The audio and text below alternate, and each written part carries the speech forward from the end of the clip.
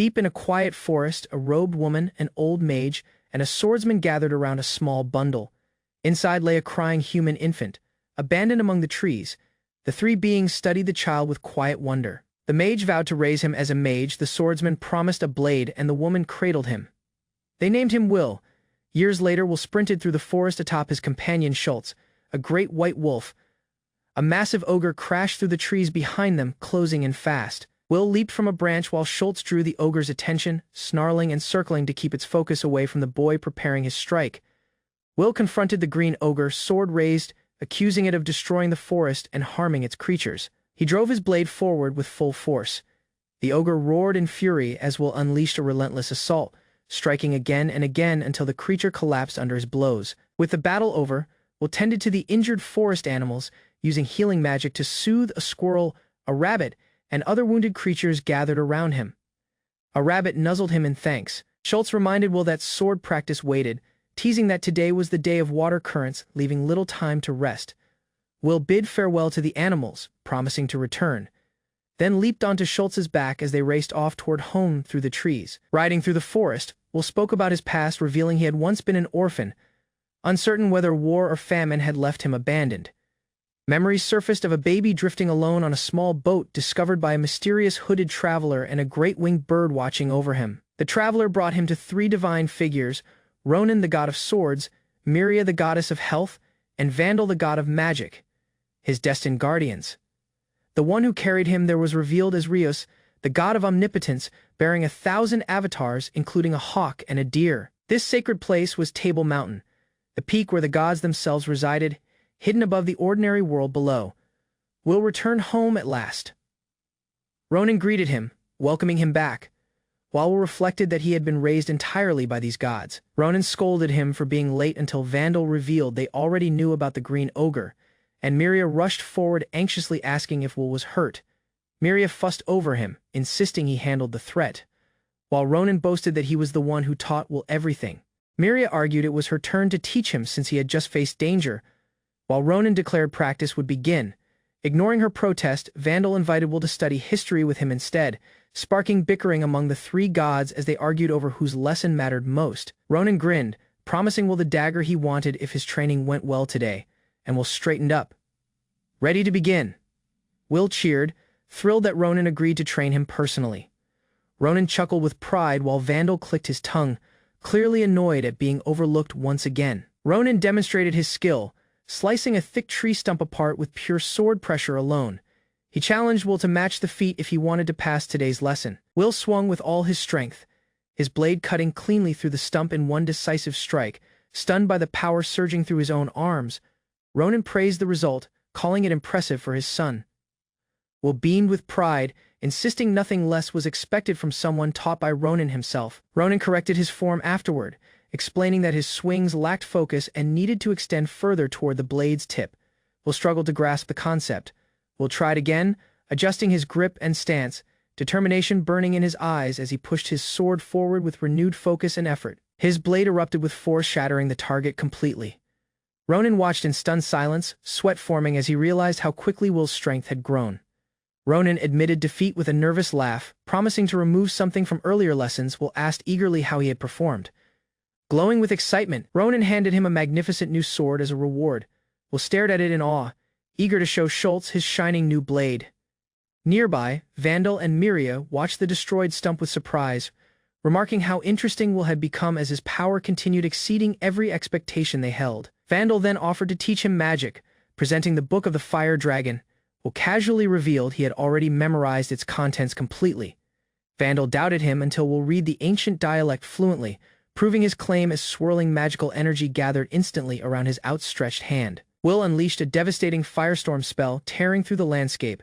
Vandal watched in disbelief, awed by the raw power hidden within the boy. Elsewhere, Miria discovered a small hamster, explaining that Will had healed injured animals throughout the forest, moved deeply by his growing kindness and compassion. Miria pulled Will into a tight embrace, praising him affectionately as her precious child while he reacted with flustered embarrassment at the sudden gesture. Later, Will asked Ronan for permission to show his new dagger to the forest animals, then dashed off eagerly with Schultz waiting nearby. Watching him leave, Reeves and the deer avatar noted quietly how much Will had grown, exactly as they had once predicted long ago. Ronan agreed, reflecting that the tiny abandoned baby they once found had grown far beyond anyone's original expectations for him.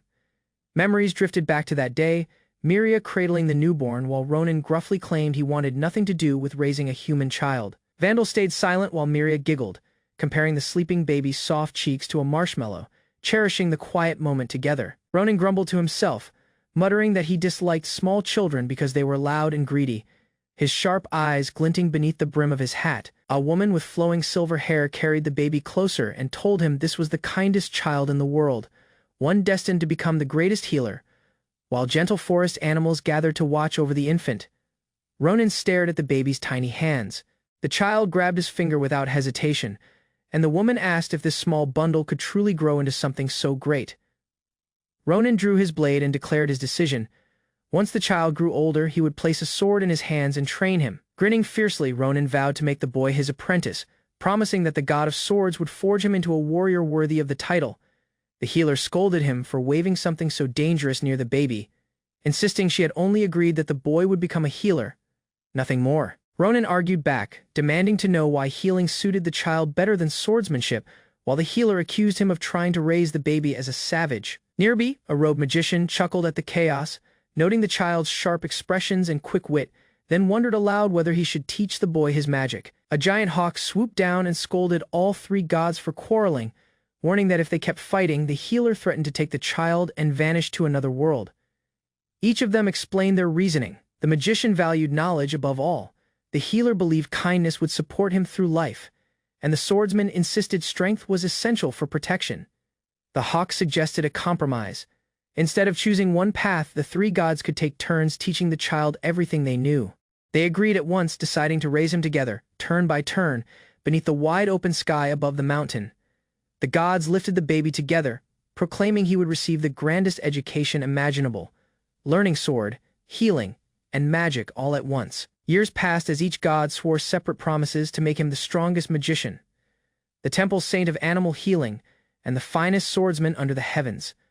The hawk asked what gift he himself intended to give the child, addressing Ronan directly by name. Ronan later admitted he had received a revelation the moment he found the boy, believing their combined teachings would one day become tools for the child to carry into the wider world. The hawk advised letting the boy grow freely for now, insisting that raising him without restraint was the wisest choice. Years later, the boy sat beside his loyal wolf, gazing toward the horizon beyond the mountain, clearly curious about what lay past the peaks. He explained that Ronan had told him it wasn't yet his time to descend, since the world below was filled with temptation and danger. Determined, the boy declared he would become a great healing night mage, insisting he needed more training from his mother and father before that day arrived. Schulz the wolf suggested the word hero for someone who mastered swordsmanship, magic, and healing all at once, though Will hesitated, unsure such a bold title could really fit him. Will admitted he once searched his own body for a birthmark, since Father Vandal had told him heroes are always born with one, but he never found any trace of it on himself. Schulz reminded him that his father once said a hero was simply someone willing to risk their own safety to protect the defenseless, and by that meaning, Will already qualified. Schulz added that Will was already the hero of everyone living on this mountain, leaving the boy stunned as the words slowly sank in. Standing at the cliff's edge, Will shouted the declaration into the open sky, embracing the identity for the first time. With a confident grin, he called himself this mountain's hero, feeling the truth of it settle into his chest. Watching from the porch, Ronan and Vandal exchanged amused glances, joking about the boy proudly claiming the title, Hero of the Gods Mountain. Ronan and Vandal bickered playfully over who would cook dinner, both eager to spoil their beloved Will. 7 years passed. Vandal wondered aloud where Will had wandered off to, until he came running back, saying his mother had called for him. No 14, Will stood tall and ready, having reached the age when he would finally leave the mountain behind. A blind priestess knelt in prayer before the earth's great mother goddess, her lips moving in silence as light gathered around her in answer. Rising, she announced that she had received the goddess's oracle. When another priestess asked where she was headed, Lunamaria replied that she was traveling to the God's Mountain, to the place where the Lord Hero lived deep in the forest. Will sparred playfully, ducking and weaving as apples flew through the air toward him and Schulz. Catching one, he offered it to his wolf companion, and the two of them relaxed together afterward, enjoying the cool breeze drifting through the trees. Schulz remarked on how quickly Will had grown since he was small, then asked quietly whether the boy was finally leaving. Will confirmed it, saying he intended to descend the mountain and become a savior, just as Father Reyus had once told him he would. He apologized to Schulz, worried that no one would be left to protect the animals once he departed, but Schulz reassured him that the world genuinely needed someone like him. Schulz added that plenty of strong fighters remained on the mountain, including Hachi the bear, and that if trouble arose, the gods themselves could always be called upon for help. The other wolves teased Schulz about marrying, though. Schulz admitted he wished he could follow Will instead, only to be told firmly that he couldn't. Schulz reminded Will that the mountain would always be his home and that their parting wasn't permanent, thanking him warmly for everything they had shared. Carrying apples for his parents to taste, Will made his way home with Schulz until the wolf suddenly caught an unfamiliar scent, warning that someone was approaching this forbidden sacred ground. Will sensed multiple armored figures moving nearby, their breathing and clattering metal suggesting a woman was being pursued. A small bird landed on his hand, urging him to help, though Will hesitated and asked what exactly it wanted him to do. The bird insisted the woman's frightened heartbeat proved her innocence, and Will finally agreed they should go save her. He and Schulz took off running, joking that in most stories, the men chasing a woman were always the villains. The priestess, exhausted and cornered, was suddenly confronted as the armored men closed in, ready to strike. The lead knight told her she had nowhere left to run, and that this was where her life would end. Defiant, she declared her body and life belonged only to the gods she served, refusing to be claimed by barbarians like them. When she demanded to know who had sent them, the knight sneered, refusing to answer such a question. Battling back, she struck one down and shouted that if he wanted answers, he could ask her mother goddess himself on the other side. The knights closed in, snarling that she was alone, and this would be the end, furious at her earlier defiance. One raised his sword and screamed for her to die, but before the blow could land, the blade shattered against something unseen. Will and Schulz landed between her and her attackers, standing calm and unshaken, despite the chaos around them. The knights recoiled, muttering in confusion about a stupidly large wolf and a kid appearing out of nowhere, so far from any town. One knight sneered that he'd simply kill her and this newcomer together, but Will remarked to Schulz that these men were exactly the kind of villains from the old stories, admitting they didn't need to hold back. The priestess called him Lord Hero, startling Will, who asked plainly if he could handle things from here. He warned the knights this was forbidden holy ground and offered them one chance to leave, but they ordered their men to kill both intruders instead. Will noted he could cut straight through their heavy armor if he wanted, though he held back, deflecting their strikes rather than ending them outright. He darted between the knights with blinding speed, leaving them disoriented and unable to track his movements. Once the fight ended, Will turned to check on her, and she assured him she was unharmed thanks to his help, praising his performance as fantastic. Confused, she quietly asked what exactly this title Lord Hero was supposed to mean. She introduced herself as Lunamaria, a blind priestess devoted to the great mother goddess, apologizing for trespassing on the holy mountain and for failing to stop the brigands who had followed her. Will recalled that Vandal had once taught him about the Earth's mother goddess, an ancient deity said to bring fertility to the land. Lunamaria explained that her goal was to meet the youth raised by the gods of this mountain, leaving Will startled at the description. He admitted he was indeed the only human raised here, though he pointed out he had no hero's mark, prompting Schulz to bark out in surprise. Lunamaria replied softly that everything matched exactly what the Great Mother had foretold. She declared her faith in the oracle, believing the savior meant to bring harmony between good and evil was the very person raised by these gods. She explained the attackers had likely been hired by heretics who didn't want the two of them to ever meet. Will introduced Schulz as his partner, and Lunamaria marveled that he could speak with animals. While Schulz warned him to stay alert, sensing danger, Schulz cautioned that more enemies were still lurking nearby, and Will told her to be careful as tensions settled over them once again. The remaining knights pushed through the brush, furious that Lunamaria still hadn't been killed, urging each other forward with growing impatience. Their leader snarled that he would finish them both personally, while his men warned him to stay alert since the wolf and the boy traveling with him were surprisingly strong. Lunamaria noticed a magic weapon among the enemy and shouted a warning, urging Will not to lower his guard. Will stepped in front of her, telling her to stay behind him. She insisted such protection wasn't necessary, but thanked him regardless, promising to follow his lead from now on. She asked whether he intended to use fire magic, noting the air already felt like it would soon be dyed red. Will corrected her, saying the real danger wasn't the enemy's strength at all. Sensing something unnatural, he remarked that these men had brought serious trouble with them, insisting he wasn't the one responsible for the strange power surging nearby. Suddenly, a massive creature tore through the trees, sending knights flying as Will and Lunamaria stared in shock, demanding to know what such a thing was doing there. Towering before them stood a dragon covered in deep red scales, its presence freezing everyone in place. An enormous dragon suddenly dropped from the sky. Its bellow rattling the battlefield. Will observe the creature quietly while the blind cleric sensed its overwhelming existence, power, and unmatched force. The dragon narrowed its gaze, locking onto the armed troops who now trembled under its gaze. Far away, a hooded being disclosed the truth: it was pursuing the knights who had disturbed its nest. Desperate, the troops lifted their bows, trying to drive it away. But terror of failure clouded their aim. Amid their attempts, shafts bounced harmlessly off the dragon's scales. One warrior tried one magical weapon, hoping to pierce its hide. Even magical blows faltered. The dragon remained safe, its glare rising fiercer by the second. Terror overtook that troops. Panic spread while both understood they were hopelessly outmatched. Will remained steady, guarding Lunamaria, his gaze locked on the foe set to act. That dragon opened its jaws, unleashing a torrent of flames toward the escaping troops. Flames engulfed that battlefield, keeping nothing yet swirling smoke and scorched earth in their wake. One of that commanders froze, overwhelmed by that destructive force unfolding before him. Emerging out of the blaze, Will pulled two injured knights to safety, his peace appearance contrasting the chaos. He warned that kept-up defiance would only bring ruin, reminding them their lives motionless mattered to someone. With Will advanced onward, challenging the dragon directly, drawing its wrath away from the others. Doubt filled the atmosphere as troops questioned whether a boy could stand against such a creature. Undeterred, Will advanced onward using confidence, assuring those behind him he had a plan.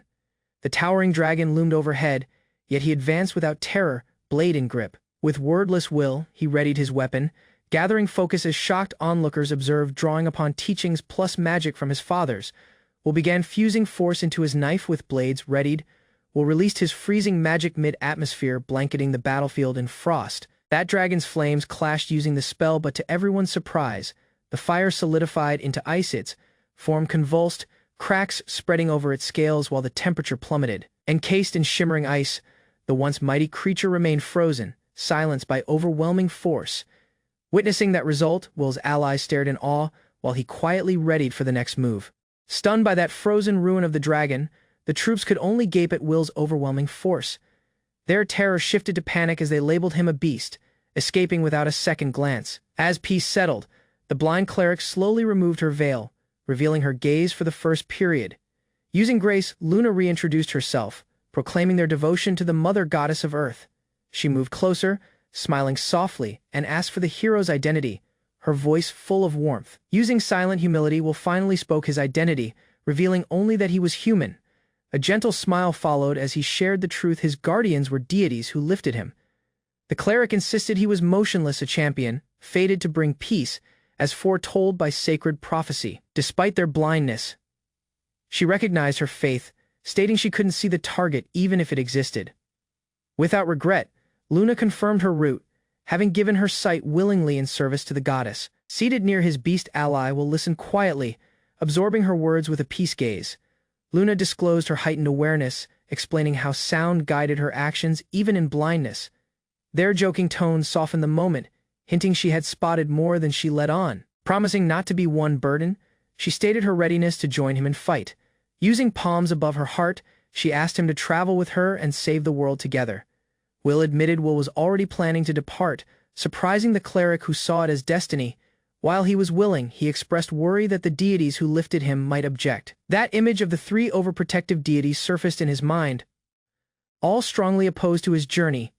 Yet one deity supported them, and the cleric vowed to secure permission on his behalf with Will. They agreed to depart together, stepping forward into the route that waited them. Will paused while the cleric reached for her mask, uncertain of her intent. Will admitted their gaze were too beautiful to hide, his words soft and sincere. Blushing, Luna agreed to maintain that mask off, her smile glowing with warmth. Using hearts aligned, they readied for the journey forward, emotions quietly stirring between them. Grip in grip, they walked forward toward the land where the deities, and Will's destiny, waited. A little avian carried news to the deities Will was returning, and he wasn't solitary. That goddess, upon hearing that, flared using emotion. She promised to judge the girl's value herself. Will leads his ally to the holy palace atop the peak, the shelter of the deities who lifted him. As they walk along the hillside route, he explains that sacred appearances are maintained with aid from creatures within the mood becomes tense. That deities sense the visitors and respond. A mighty goddess reveals herself. Radiating sacred force, the ally realizes these overwhelming figures are Will's real guardians. Will locates himself apologizing, following unintentionally intruding. Facing one maiden who serves the mother goddess, that deity Ronin questions her intent, suspicious of her appearance around Will instead of deny. She quietly acknowledges his doubts, explaining her devotion and desire to support Will. A sacred outburst erupts from the goddess, refusing to accept the young woman as Will's match. Turmoil follows, sparking one abrupt bride versus mother-in-law dispute that shocks everyone present. Lunamaria blushes while she confesses her feelings, willing to accompany Will's wish without pause. Shifted by their sincerity, Will envisions one future with her, drawing closer in a moment of connection. Peaceful atmosphere shatters when sacred outrage erupts, rejecting the possibility of their union with dramatic power. Amid that chaos, a sharp voice demands peace, revealing a mysterious avian observing the scene. That avian, Ryus, the deity of omnipotence, descends his appearance, commanding silence from all sides. Lunamaria confirms her desire to depart with Will, facing the deities with Will. Luna boldly declares this Will's fate lies beyond the peak, and she intends to support him. Will expresses their own desire to journey with Lunamaria, his first real human friend, though hesitation arises. Ryus leaves that choice in Will's palms, respecting his choice. Motionless, the deities voice worry, warning of the world's dangers and the pain of letting go. Lunamaria boldly promises to defend Will from any danger, earning astonished yet intrigued reaction. The deities, pleased by her will, agree to a condition if she and Will can pass a test. Though one goddess grumbles possessively, all three deities formally present that test. Remaining near each other, she and Will vow to overcome whatever the test may hold. That deities prepare to begin, exchanging joking remarks as Ronin urges the elder to lead with the first test. Using a flick of his glowing finger, the elder deity conjures the first test, his expression peace but unreadable. 2 cups packed of liquid materialize. Will seems told to carry one to a remote cedar tree visible on the peak. Both remain given 2 hours and one condition, no spilling a 1 drop. Comforted by Lunamaria's confidence, Will agrees, and they decide to expression the test together. That deities grant their permission. Watching as the pair sets off on their test, Will stretches to prepare as Lunamaria quietly confirms her readiness to begin the test. Using Will, he dashes forward, holding the cup cautiously as Lunamaria follows behind. Concerned, Luna warns them the water might spill from such reckless pace. To her surprise, the liquid remains perfectly motionless, steady by the motion. In sync, both extend the palms and grab each other's cup, gaze wide with shared understanding. Seeing the shaking liquid, Lunamaria suggests slowing down. Will consents, thankful for the change. Both continue at one steady pace, smiling and relaxed as woodland creatures silently watch them pass. Amid weariness, Will keeps perfect posture. Worry grows at that speed, they might not finish in period. Lunamaria hesitates. Uncertain Luna can pace up without spilling. Will proposes one risky shortcut across rough terrain, fully aware of that dangers. Determined, Lunamaria agrees she'd rather risk it than fail out of pause. Will leads Lunamaria across that rugged shortcut, helping their over obstacles with steady hands. She falters momentarily, causing Will to ask if she is all right. Although surprised, she claims she's fine. Taking a moment to pause, Will reflects on their test. Suspecting Vandal anticipated this struggle when assigning the test. Despite that strain, he remains composed, revealing that seasons of running with creatures built his stamina. When Lunamaria recalls being named their friend, the memory flusters them both, keeping hearts racing. Lunamaria smiles gently, stating this friendship using Will is the greatest honor she could receive. Curious, Will questions about others using power like his. Luna assures them this while strong people exist. None are quite like him. Abruptly, that word dragon sparks Will's memory, and both simultaneously realize the key to their test. Meantime, the deities sip tea, quietly observing the unfolding test from afar. Goddess smirks knowingly, naming out that others performing the task too difficult. That deities agree Will could have finished easily solitary, but adding Lunamaria changed everything. One goddess playfully anticipates comforting Will. As that last 5 minutes tick away, Vandal moves uneasily, questioning their chances. That elder deity urges them to look again. Will plus Lunamaria dash forward using perfect balance. The cup steady despite the pace. Both arrive simply in period, shocking Vandal as Will announces their success with a smile. Vandal seems stunned, incapable of believing Lunamaria ran the entire way alongside Will. Skeptical, Will demands to observe that water, assuming the cups must be empty after such a sprint. To everyone's surprise, that contents remain frozen, solid, untouched, and unspilled. As some inquiry the method, the elder deity laughs and confirms it's perfectly valid. Will silently clarifies he recalled freezing a dragon, applying the same trick to freeze the water. Thou will appeared in period. He hadn't handed over the cup yet, and only seconds remained. Without pause, Will made his last move, presenting the cups with steady hands. That surface of the water shimmered motionless, perfectly intact, not a one drop spilled. Elder deity took a sip and grinned in satisfaction, stating it excellent. Using confidence, they announced Will and Lunamaria had successfully cleared the first test together. Simply as the celebration began, Ronin, the deity of swords, announced his test was next. The elder deity, after some joking, activated the ritual ready for the next test. One mighty magic circle appeared under them, signaling the start of a new ordeal. Their second test was clear: defeat Ronin's enormous stone teaching golem and fight. A colossal teaching golem burst forth from the wall, summoned by two grinning men keen to test Will's power. Nearby, their allies exchange opinions. One mocks that situation while the other observes the straightforward nature of the test. Certain plus composed will express his optimism, convinced both can handle whatever awaits. Suddenly, a condition is set: he must fight the golem with only a blade. Instead of hesitate, Will accepts the limitation, doubting it will affect the result. A man declares that only the cleric present has the force to expression the looming danger, catching her completely off guard. Will, astonished, seems told he's barred from fighting, and focus shifts to evaluating the priestess's potential. Skepticism arises about their ability, but her peace expression hides no terror. Without pause, she reveals a concealed blade, asserting her task includes weapon teaching. Pleased, that man relents, signaling acceptance of her readiness without further test. The cleric is alerted she can flee, but doing so would forfeit the test, signified to prove her power and loyalty. With Will, she lunges forward, vowing to expression the test without holding spine.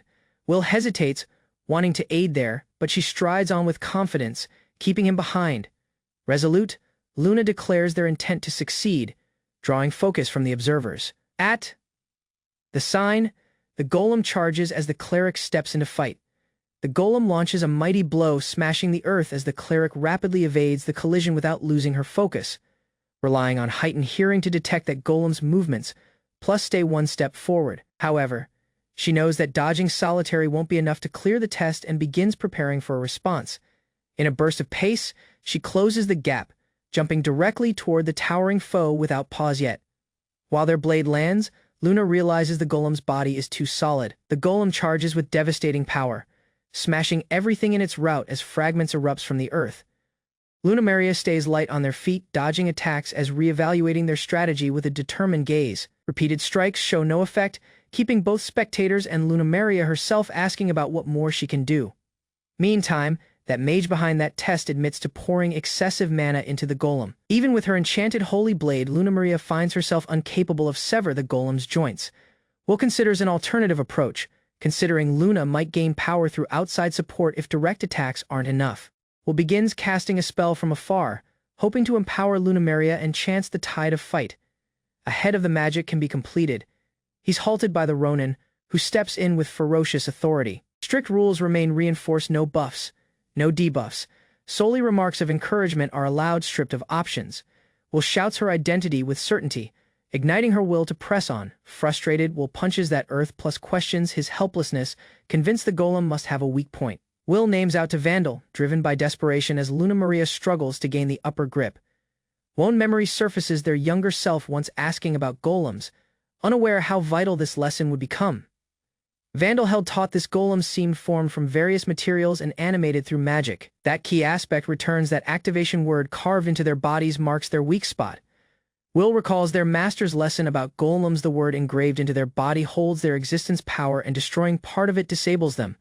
Will confirms the test rules, realizing he can motionless assist indirectly without breaking them. Employing analysis sorcery, Will locates the mana flow and pinpoints the magic word embedded in the golem. Will shouts clear instructions to Lunamaria, telling their when plus where to blow. Trusting their guidance, Luna attacks with precision, seeking for the weak point. Lunamaria is momentarily drew by the golem, its enormous grip pinning her down as the fight intensifies. Despite the collision, she rapidly recovers, flipping spine with sharp control and preparing for the finishing move. Using Will's cue, she times her blow perfectly, seeking directly at the engraved magic word. Their blade connects using precision, cracking the golem's surface and triggering a chain of internal collapse. While that construct crumbles in one thunderous crash, both Will and Lunamaria celebrate their hard-won victory. That Ronin commends Lunamaria's swordplay, acknowledging her efforts. Although the golem had been unusually durable, privately, Will discloses that his real goal was to test their ability to cooperate. Across the actions, he learns that Will can adapt and fight and that Lunamaria places full trust in him. Luna joyfully leaps into Will's arms, proud of her success, while others respond with teasing jealousy. Embarrassed by that moment, they apologize awkwardly, their connection quietly strengthened through the test. That Ronin praises the teamwork and declares the second test completed successfully. Using only one test remaining, anticipation builds while a new being steps forward, taking command. Grinning with intent, she contemplates the last test as dragons soar in the sky. Under a silent night sky, Will and the young woman rested near a little campfire encircled by snowy mountains. While the flames crackled, Will stirred a pot of soup while she observed silently near him. He offered her a bowl of the finished soup, and she embraced it with peace.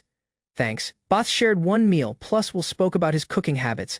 Luna insisted on cooking next period, revealing her own skills as a cleric capable of self-sufficiency. Will mentioned the need for pause, knowing tomorrow they would expression the last testing grounds. Threat lurked forward, especially since that dragons were active at night. Abruptly, one mysterious lady appeared, preparing an unexpected task for the duo. Without notice, one command was given. She ordered them to kiss instantly. Others reacted with disbelief, asking about the bizarre nature of the test as chaos erupted around them. Will stayed frozen while Lunamaria approached, their expression hesitant and flushed with emotion. Ahead of the moment escalated, a guardian being intervened, striking the goddess for her absurd demand. Reluctantly, Luna reconsidered her test after force from the others, lamenting her faded charm. Two of that observers exchanged wide-eyed glances, stunned by what both held just heard. Overwhelmed by that realization of aging, that goddess fell, murmuring the bitter truth to herself. Will embraced the next test without pause, tasked with retrieving herbs for Miria. However, the joy rapidly faded upon learning the herbs rose only within the dangerous dragon's lair. That quest demanded one rare flower, the holy orchid, to be delivered by the next day. Undeterred, Will agreed, and Lunamaria remained near him, both set to expression the test. Without pause, they departed over the hills, resolve pushing them toward the perilous task forward. Ahead of dawn broke, Will awoke from his sleep, mentally preparing for the day forward. Will and Lunamaria journeyed toward the peak cave, sharing a silent breakfast before entering its mouth. Within, both explored the rocky route, cautiously observing the size and echo of the cavern. Will believed both seemed nearby, recalling advice about a higher entrance used by the dragons. While both mounted, he warned her about shifting dragon activity and the beast's unpredictable nature. Will and Lunamaria reached far within to the peak, believing the lair was safe and unoccupied. Despite the search, no holy orchid became found, making them to consider exploring further. Just as hope dimmed, a floral scent triggered alarm and an abrupt danger appeared from overhead. One enormous blue dragon emerged, roaring as it filled the cavern with its appearance. The creature struck without pause, shattering the earth as Will leapt into fight mid-blast. Fragments rained from overhead as Will observed in panic. Lunamaria barely shielded herself in period. Luna rapidly comforted him she was safe, while the dragon shifted its gaze toward her. In abrupt dive, the animal leapt, making Lunamaria to draw her staff in defense. Will advanced onward, gaze locked on the creature, preparing to blow with ferocious will. Using threat close, he chanted a blessing set to shield her with a protective barrier. Lunamaria yelled for Will to stop, realizing that holy orchid became nearby and at risk, disregarding the warning. Will dashed forward with incredible pace, seeking to confront the danger directly. His fist hit the cliff with a mighty strike, rattling the cavern and alarming Lunamaria. Amid swirling dust plus falling stone, he drew his blade, expression determined and steady. With a commanding voice, Will confronted the blue dragon, warning it to depart the holy peak. Using that dragon gone, Will landed safely as Lunamaria rushed to his side, relieved. He comforted her with a peace expression showing he was safe. Curious about that orchid, Luna agreed the scent and suggested they investigate the area. Both spotted that glowing flower nestled in that earth. It was the rare holy orchid. Though solely one bloomed, its glowing state formed the discovery all the more meaningful. With the holy orchid secured, Will assuredly stated their success in passing the test. Together, both gripped that flower with joy, proud of what they accomplished as a team. Knowing danger motionless lingered, they agreed to depart the lair rapidly before another dragon returned. Both exited the cavern safely, bathed in daylight and peak atmosphere once more. As Will admired Lunamaria's discovery, she insisted his bravery made him worthy of being named a dragon slayer. Will and Lunamaria readied to response, hopeful to receive the goddess's blessing with the orchid in grip. The route was interrupted by the abrupt approach of a majestic stag. Lunamaria recognized that Animal Will's ally, Max, who held come with an urgent warning across their connection. Will listened as Max disclosed something troubling. Realization hit them hard. Mother Miria had set them up, and the test held a hidden twist. Will realized the test wasn't over, and both he and Lunamaria remained worn again. Realization hit as Will and the young woman unraveled Miria's real intention. Without notice, Will shifted away, prompting the young woman to watch him closely. One rustling breeze swept across the trees as tension filled the atmosphere. Lost and considered, Will analyze that circumstance, each step deliberate. One deeper reality emerged. Max's daughter held fallen ill. Single one answer persisted. The young woman recognized the rare holy orchid found in a perilous dragon's lair as the key to saving the newborn's existence. Will asked Max regarding where the holy orchid originated. One wordless nod agreed Miria's guidance. That young woman lowered her gaze, realizing something deeper was at play as she addressed Will. Miria's motives seemed clear currently. Luna had prepared this test knowing Max's situation from the beginning. Faced using a choice, Will look the haste of Max's need. They remained at a crossroads: response, empty-handed and fail, or give the flower to Max and expression the dragon's lair again for another. Faced with haste, Will remained under the glaring sun, determined to act before period slipped away. Elsewhere, one silent corner of the shelter held signs of routine: water in a wooden bucket. Untouched, in a sunlit room, a lady swept diligently, each motion reflecting peace and kindness. Hands wrung out fabric soaked with attempt, the day's cleaning motionless in motion. Glancing up, Luna teased herself, noting how motherly she'd become despite their warrior's history. Annoyed by their dirt-covered appearance, the lady scolded the man, making him to stay outside the house. As rummaging across Will's things, that man joked about uncovering teenage secrets, though he doubted they existed. Their joking earned them a swift punishment. She hit without pause, disregarding his protests. Despite Will facing a difficult test, one lady remained smug, certain in the result. Ronan, unmoved, confirmed their belief defeating a dragon was effortless for someone like Will. Tension stood as Ronan demanded replies from Miria, sensing a hidden layer to her test. Miria silently clarified the doe situation, insisting the orchid was truly needed, yet her smirk disclosed more. Thou that flower became accessible. That deeper they searched, the greater the danger from lurking dragons. Miria recognized the period limit would stop Will from going too far, especially with allies near him.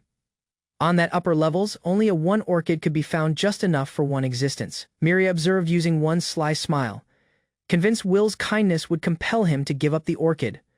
While she readied the room, she failed to notice his silent intent. The debate flared. Luna accused them of underestimating Will, while he insisted letting go would make Will stronger. Will remained upright. With Will in his gaze, he was set to walk his own route. Amid the price, Lunamaria consented. One ally and require couldn't be ignored. Her flower could pass to Max. Moment was fading fast.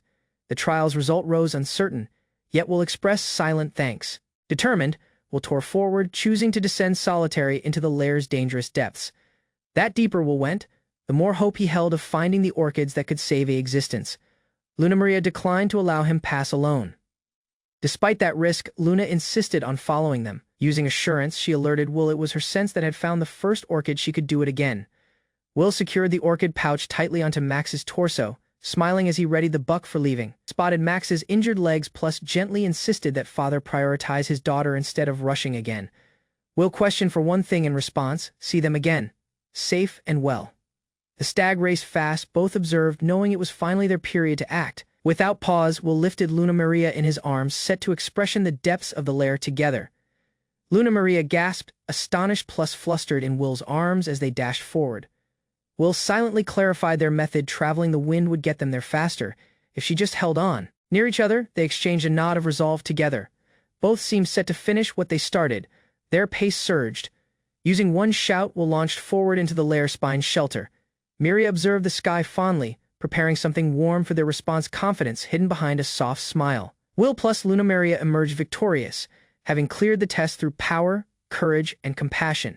Miria waited beside the entrance, casually drinking, while the others sensed the period for Will's response was near.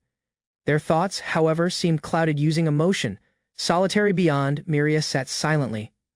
Though others talked quietly, Luna couldn't hide her sadness. Will's leaving motionless lingered in their heart. That elder recognized that truth. Will could not remain sheltered. Will became signified to fly free. One stride crushed the silence. Someone had returned. Will remained smiling. Near a young woman, flowers in grip. "I'm spine," Will stated. Warm sunlight plus a falling leaf welcomed Will's response. One soft voice greeted him, "Shelter." His father admired his power, pleased by his growth. The young woman near him offered holy orchids with a bright smile. Abruptly, Miria rushed in plus tackled Will with a mighty hug, catching everyone off guard. Will blushed while Luna clung to them. Worry packed their gaze, though she masked it with questions. With soft comfort, Miria grinned. That strain faded while joy settled in their hearts. Will listened while the young woman explained she had treated the injured doe. Comfort brightened their expression. Meantime, an elder gently pressed Miria, hinting Luna became hiding something important. That reality emerged. Will had retrieved holy orchids from a dragon's lair, a feat that left even Miria stunned. Realization hit. He had elapsed the third test, and joy sparked in his companion's gaze. Overhead them, one familiar bird soared. Will saluted. "Father, reuse," Will named. Spirit full from overhead.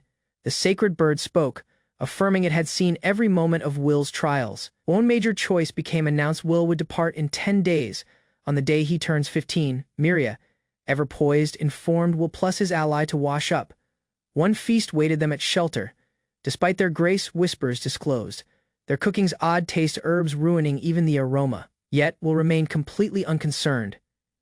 With a certain grin, the man assured them he'd also readied food, asking Will to simply pause. Lunamaria's gaze sparkled with joy as she responded to with Will. Everyone mustered to eat, drink, plus share stories, cherishing that peaceful moment. As the dinner finished, weariness set in. Will appeared out at that moonlit heavens, reflecting. While Miria rested quietly, that next dawn Will trained using Father Ronin. In that library, another teacher encouraged Will to sharpen his mind. Wisdom would soon matter as much as power. Will questioned for book recommendations, yet shortly panicked under the overwhelming stack handed to him. Using one piece smile, Father Vandal offered wisdom instead of apology. Learning was about discernment, not volume.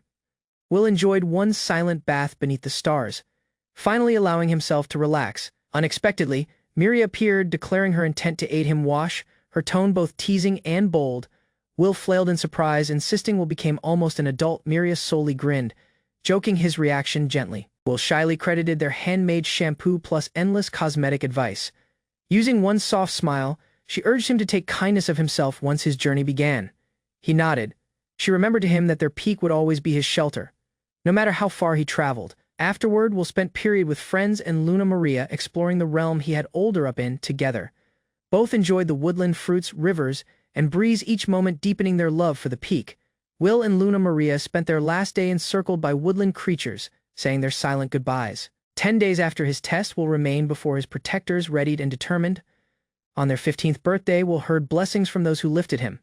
Using assurance and a smile, he departed to discover the world beyond the peak.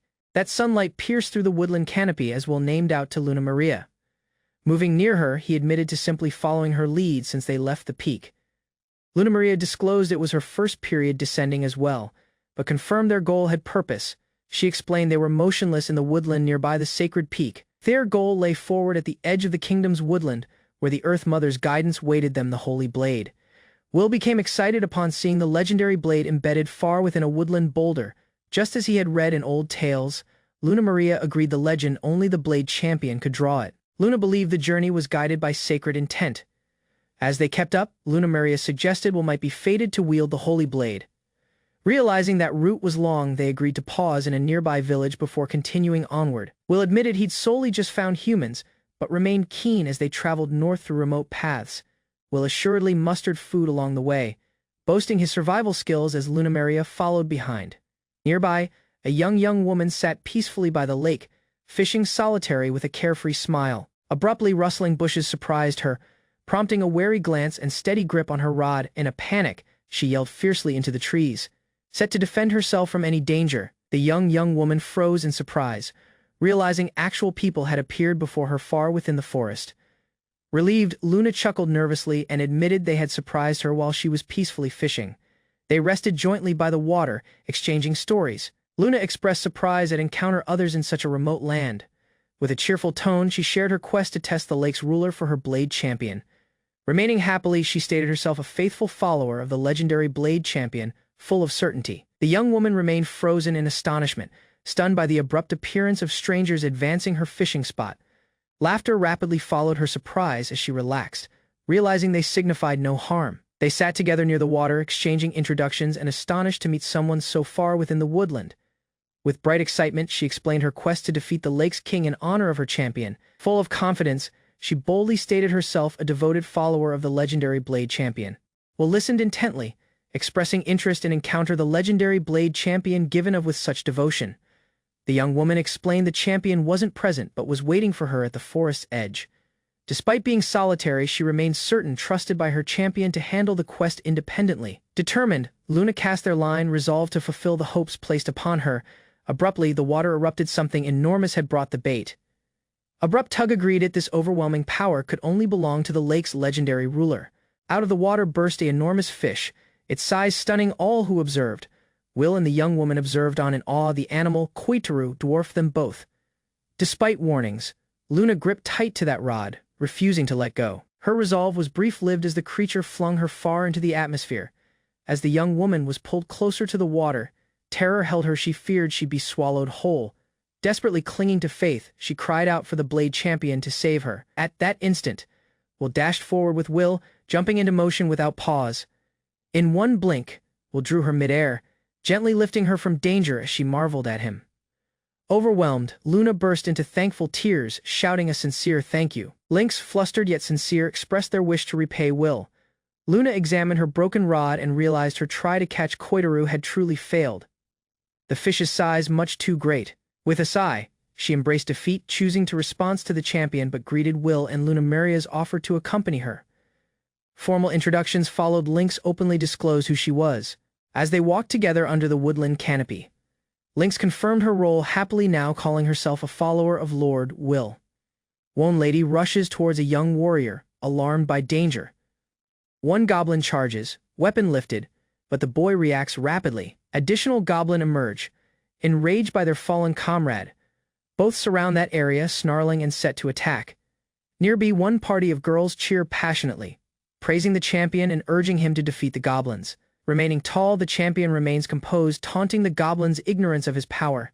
He faces the advancing horde quietly, stating they won't depart alive.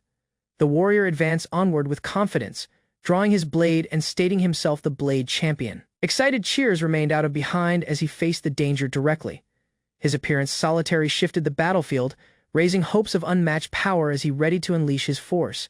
Levine, the Blade Champion, remained fearlessly before a horde of monsters, her blade ready with steady confidence. Will appeared at the scene with his ally, astonished to witness Levine's readiness and resolve. Out of that sidelines, a group of girls cheered loudly, their excitement echoing through the battlefield. Will rushed towards a familiar being, Lynx, relieved to locate them safe after the encounter. Reunited, Lynx grinned brightly, keen to share what they had just witnessed with wide-eyed excitement. Will presented Levine, the Blade Champion he followed, describing him as a peace yet elegant young warrior. One of that girls eagerly admired Levine's unmatched swordsmanship, claiming his blade could cut through stone with ease. Levine, undisturbed by the enemy's numbers, advanced onward and ready to retaliate for the interruption. Cheers out of a devoted group encircled him, while Will quietly recognized Levine's reputation, poised plus ready. Levine taunted their foes, challenging them to blow first. Rushing forward, Levine released one sweeping attack that stunned the goblin forces around him. One goblin dared to look them straight, raising its blade with trembling hands. Using swift, fluid strikes, Levine cut across foes, outpacing their reactions with ease. Observers observed in awe while goblins fell rapidly, overwhelmed by their unrelenting assault. Amidst that turmoil, Levine's expression shifted, surprise replacing confidence as something unexpected drew his eye. Will studied Levine's style carefully. Although perfect, something about it seemed troubling. Despite that elegant movements, an uneasy sensation rose stronger within Will as he observed. Abruptly, goblins launched one barrage of arrows, making Levine into a defensive stance. He rapidly deflected the projectiles, shouting with irritation as foes pressed in. Goblins swarmed them out of all sides, grappling onto his limbs and disrupting his rhythm. While Levine grabbed a direct hit, a voice cried out his identity. Out of the trees, hidden archers kept trying to fire relentlessly. Ahead of the next arrow could Will moved in, deflecting it in a swift motion that stunned Levine. Their gaze found Levine was speechless while Will remained peace, concentrated completely on the danger forward. Together, they moved spine to spine, seamlessly fending off incoming attacks as onlookers observed in astonishment. Yet the moment elapsed rapidly. Levine shifted their blade towards Will. Will presented himself nervously, claiming Will had only followed Lynx while Levine questioned his motives. Astonished by Will's bold claim to defend him, Levine paused but allowed it temporarily. Their teamwork faltered as Levine rushed forward, irritated by Will's appearance. Observing closely, Will realized Levine's blade style missed awareness of rear attacks. Seizing the opportunity, Will hit rapidly from behind, eliminating threats that slipped Levine's guard. Will's fluid, unpredictable blade movements drew everyone off guard, including Levine, who could hardly believe what Will saw. Spectators murmured in astonishment while Will's appearance stirred both admiration and irritation among the crowd. Some started to recognize their power, praising not just his swordsmanship but his magic as well, cheering for his swift victories. As the goblins panicked, Levine fumed internally, annoyed by Will's abrupt interference and unexpected dominance. While turmoil unfolded, one towering goblin approached Levine from behind. As Will kept up carving through foes, Levine remained motionless, overwhelmed by the boy's raw pace and efficiency. Spectators misread the scene, assuming Levine had hit the goblin down in a moment, praising their supposed hero's quick motion. Seizing the praise, Levine lifted her blade far, basking in focus while hiding her uncertainty under a proud smile. Yet uncertainty crept in, their grin cracked as disbelief settled in. What Luna held simply witnessed felt far beyond her skill. Will's approach held disclosed something frightening. Levine gazed toward Will with clear astonishment. Despite being younger, Will displayed abilities Luna couldn't match abilities. She couldn't even try. As Will walked quietly over the battlefield, the goblins trembled, retreating away without a fight. Encircled by foes, Will advanced using confidence. She yelled in irritation as the goblins began retreating, unwilling to express them any longer afterward. While Luna presented Will and Lunamaria to the group, Levine forced a smile, masking her annoyance behind formal praise. Lynx apologized silently, explaining Luna failed to catch that giant Koitaru during her task, regarded there with a sharp comment, calling her useless. Though Lynx disclosed Will had rescued her from danger, hearing that, Will challenged Levine. Angered, this Luna ignored Lynx's near-death experience. She supporters reacted defensively, accusing Will of disrespecting their champion, but one young woman boldly defended his words. Gaze narrowing, Levine drew her blade, not anymore hiding her irritation. Levine pointed their blade at Will, insisting a duel to settle their rising tension directly. A blonde warrior stands before Will and challenges him to a duel, stating the start of a fight with the blade champion. Will hears, composed yet resolved, free of pause. Will accepts the match. His gaze reflects steady Will as he prepares for battle. Simply ahead of the fight begins, Lunamaria rushes over and stops Will. Luna urgently draws them aside to speak with him. She warns him of the opponent's power but will remain certain, reminding her that he was trained by the blade deity. Nearby others observe cautiously, concerned this an easy win might provoke future trouble from the prideful blade champion. Although he considers declining the test, the blade hero's resolve overrides his doubts, and he strongly decides to accept the duel. While Will moves away using confidence, he reassures Lunamaria that he has a plan. Behind them, the impatient blade champion demands an answer. Drawing their blade, Will eventually declares their acceptance. He's keen to express the test and uncover the truth behind his opponent's power. Tension rises as the blade champion mocks Will, yet an unshakable sense of unease about his appearance starts to grow. Without pause, the blade champion charges. Will meets that attack directly and the duel erupts into motion. The blade champion launched a ferocious overhead blow, making Will to respond rapidly under force. A devastating strike broke the earth between them, but Will dodged in period, keeping gap while studying his opponent's movements. Despite that pace of that attack, Will barely avoided a direct hit, staying agile under the barrage. With quick reflexes, he sealed a mighty swing, surprising the blade champion, who underestimated Will's power. Spectators observed in awe as the blade champion released a rapid flurry of strikes, testing Will's guard with unending power. Lunamaria reassures others with a peace smile, trusting in Will's power and will even amid the chaos. While the fight continues, Will begins to read the rhythm of the fight, gradually adapting to his opponent's method. Flashes of their early teaching surface, memories of Father Ronan's harsh yet formative lessons come to mind, sharpening his focus. During those days, Will struggled using distraction, often scolded for not fully committing to that blade despite his attempt. No, the meaning of real conflict echoes in his mind. Battles are not only tests of power, but of steady certainty. Father Ronan's mighty blow swept history Will during teaching, giving not just power but insight. In his severe voice, Ronan drilled the essence of fight into Will to fight with purpose, to wield every emotion and promise as power. Afterward, Will fell in exhaustion, overwhelmed by that fight. Yet despite trembling limbs, Will seemed one deeper understanding of his opponent's intent through the sword's edge. Will could sense the Blade Hero's rising irritation and emotional storm masked behind sharp movements and aggression. Confusion consumed the Blade Champion as his flawless techniques were read and answered. Will's piercing look unsettled them. Not because of power, but because it laid bare every doubt in his soul. A mighty strike dispatched Will crashing into the earth, dust rising as the Blade Champion readied to end the match. Yet, despite heavy breaths plus scratches, Will remained anew. The Blade Champion, seeing the attempt, admitted defeat with silent dignity. Reflecting on their actions, the Blade Champion confessed to being overwhelmed by emotion earlier, particularly during the goblin skirmish that clouded his judgment. Meantime, observers admired the result, believing it a victory for the champion. Greatest stayed unaware of Will's subtle control throughout that fight. Internally, Will remembered lessons out of his mentors. That duel had been like one test, a strategy mirroring a chess game. Abrupt warn from the Blade Champion disrupted the group's pause. Goblins approached the camp, making them to stay on guard.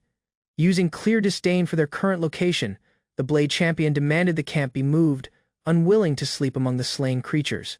Commands seemed rapidly issued, and the team sprang into motion. Meantime, Will became questioned about his next move, his mind already set. Will disclosed his plan to head toward the northern border in search of a holy blade. Using farewells exchanged, Will and his companions ready to part ways.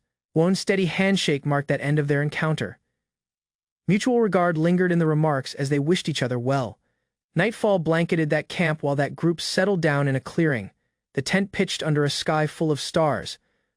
One of that girls cheerfully announced this dinner became ready. That meal, one hearty hot pot using dried meat and wild herbs, was served alongside grilled cheese skewers. That Blade Hero's expression softened at the sight of the food, visibly pleased by how appetizing it looked. Jokingly, Will questioned the girls to feed him as a prize for the day's efforts. Chuckling, both indulged him, joking that he was acting spoiled. Laughter kept up as the girls playfully competed for the opportunity to be the first to serve him. With laughter and confidence, the Blade Champion allowed himself to be pampered, stating he'd depart everything to his companions for the night. However, pause eluded that champion under the silent night sky. He wandered solitary through the woodland, far within thought, his steps heavy with unease. Despite their cheerful words earlier, pain ran far, his hands were motionless, numb, and he couldn't even grip a spoon. Thoughts about Will continued haunting him. Someone who could use blade flash using such mastery held appeared out of nowhere, seeking solitude. The Blade Champion bathed under the stars, letting the cool water ease his aching body. Moonlight shimmered over the water as the Blade Champion bathed in silence, the woodland nearby her glowing softly with falling petals. A target on her torso, the blade's stigmata, glowed faintly. It was evidence of her identity, not just a warrior, but the destined Blade heroine. Memories of tragedy remained. Their father died disobeying command, plus her mother's noble house was destroyed. To restore their family's honor, she cast aside her womanhood, choosing to live as a man under the weight of the blade. Yet, under her power lay terror and self-doubt. A young woman burdened by hopes she not anymore believed she could fulfill. Motionless, soaking in the water, the Blade heroine gazed upward, her expression peace yet pensive under the moonlight. Memories of Will moved in her thoughts. If Will genuinely sought the holy blade, then perhaps his journey held more meaning than she first assumed. Reaching towards that glowing moon, she questioned her own limits, wondering if she, too, could become stronger by claiming that same force. Elsewhere, footsteps pressed inside fresh grass while dawn approached, marking the continuation of a new journey. From a hilltop, Will remained with Lunamaria, set to expression what lay beyond the horizon. Will plus his companions began their journey along the peak route, heading northward toward the town of Northwood and new challenges. Will remains ahead of a vast open road, hearing it is the way to Northwood. That route stretches distant, unfamiliar, and exciting. Will reflects on how fresh that is to him. Lifted in that mountains, roads like that never existed, only animal trails and narrow passes. While both pass across a village, Will marvels at its charm. He's astonished by how developed that route is, something he's never seen before. Lunamaria observes that worn route, pointing out signs of trade plus traffic. That route displays marks from wheels and hooves. One carriage appears out of the side of Northwood, kicking up dust. Will watches while it speeds history, hinting at further to come. Without notice, that carriage sped dangerously nearby. Will instantly leapt forward, pulling Lunamaria out of harm's method. That vehicle raced history them, splashing water as it barely missed. Lunamaria's expression froze in surprise as she realized what almost happened. As the dust settled, Will and the others observed the carriage vanish far away. Through its window he spotted a young woman inside signaling for aid. Recalling that glimpse of that covered wagon, Will mentioned the strange appearance of dangerous individuals inside. The party consented to inspect, receiving Lunamaria's wordless praise. Will readied himself to go. Luna nodded strongly. Trusting his judgment without pause, Lunamaria urged Will to follow his judgment. Her peace words gave him the will to act without pause, following asking her to stay behind and look after their belongings. Will shifted his focus toward the carriage that had already disappeared from sight. Fueled by haste, he launched himself into the atmosphere with mighty power, gaze fixed on the route forward. While soaring overhead the trees, Will scanned the terrain and rapidly spotted the vehicle, veering off the road and into the woodland. Without pause, Will adjusted his course and dove toward the forest, determined to catch up before it was too late. Inside the carriage, a frightened young woman trembled as the vehicle thundered through the woodland. Luna called for aid, her voice barely heard. Abruptly, that door burst open with power. The captors were brought by surprise as panic spread among them. One of the men recognized the young woman, linking her to the Anaheim steady. His expression shifted hostile as he advanced onward. Will reached out quietly, stating Luna had to come with them. Their tone stayed cold, treating that situation like routine work. Ahead of he could act, a flash overhead the carriage drew everyone's focus. Alarm replaced assurance while something unexpected appeared. Landing atop that moving carriage, Will agreed his choice. Advancing out of the atmosphere had proven to be the right move.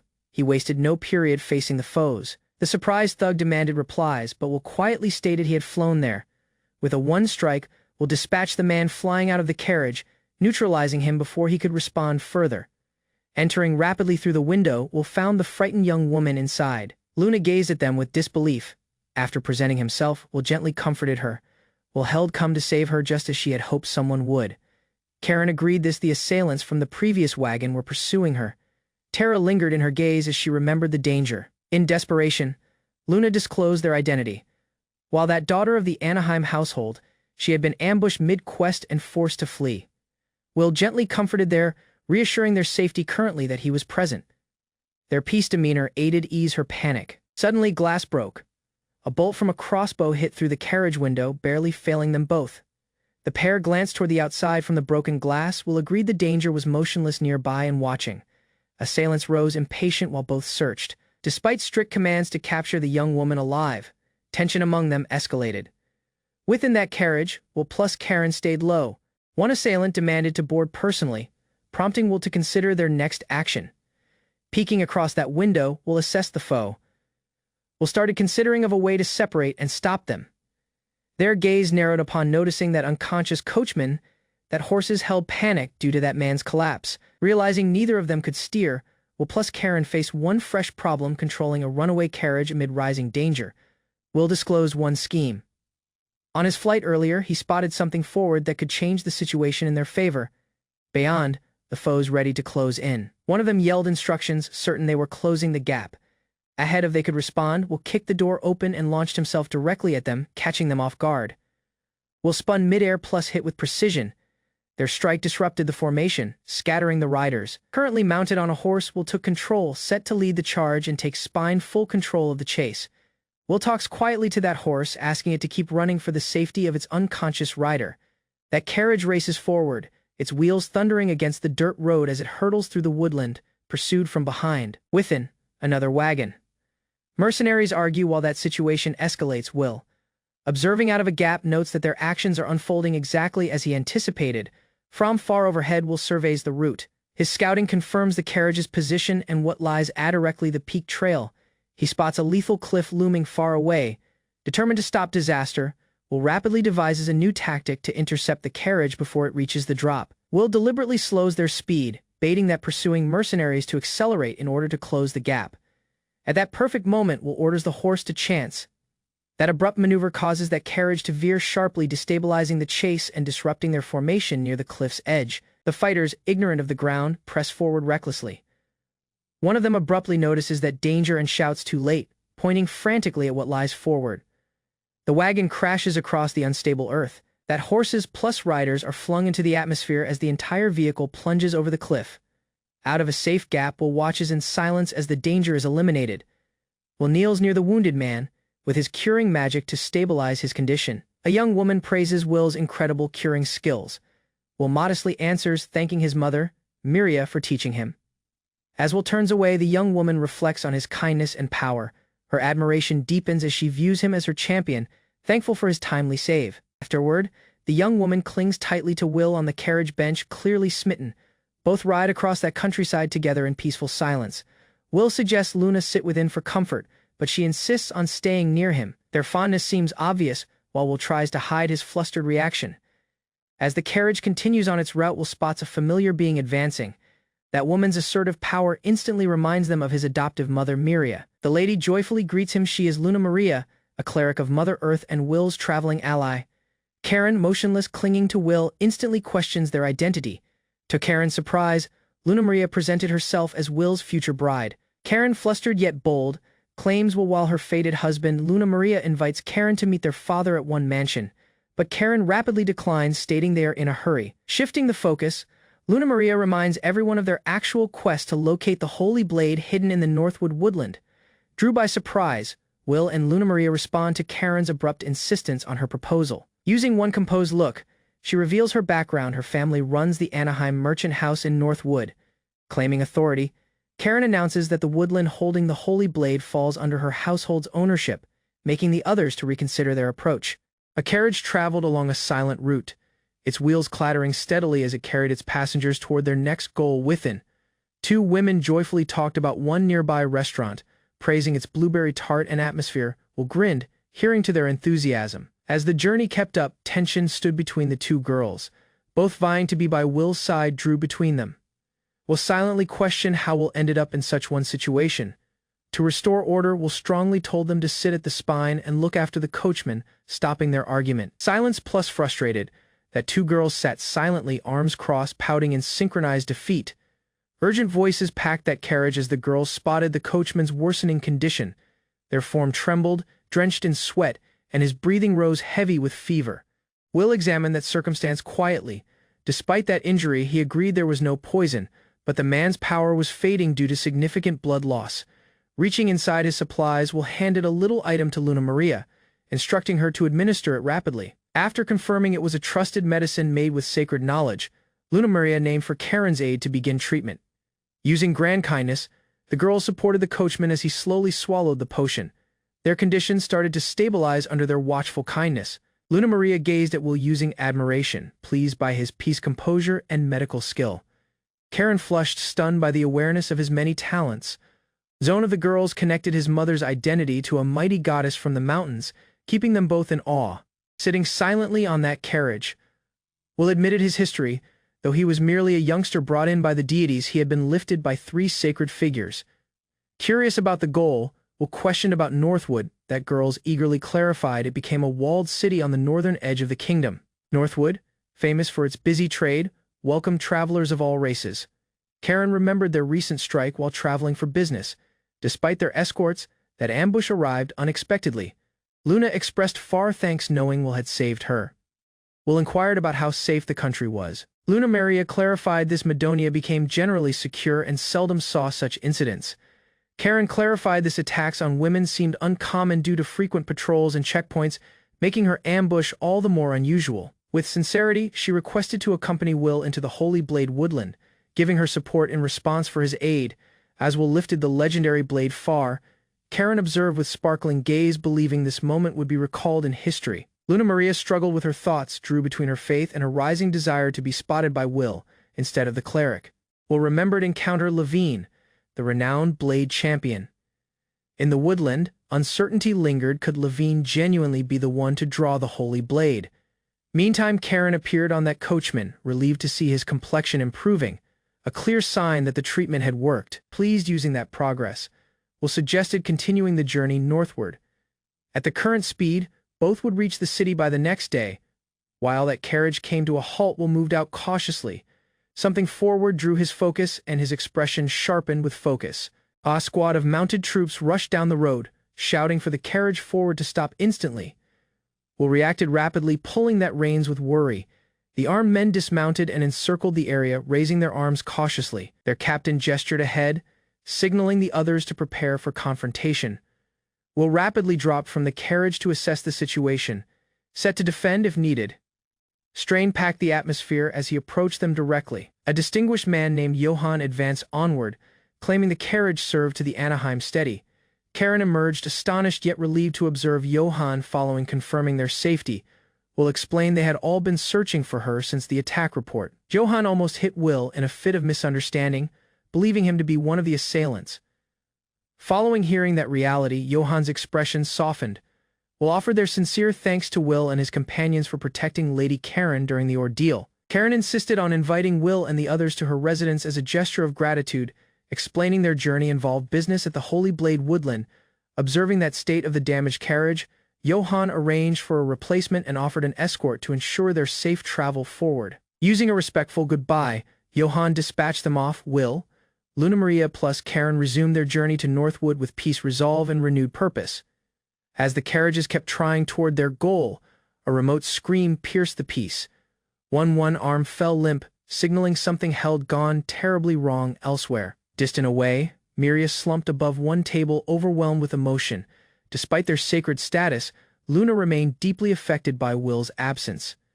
One of that deities attempted to comfort her, noting that Will's journey should be progressing smoothly.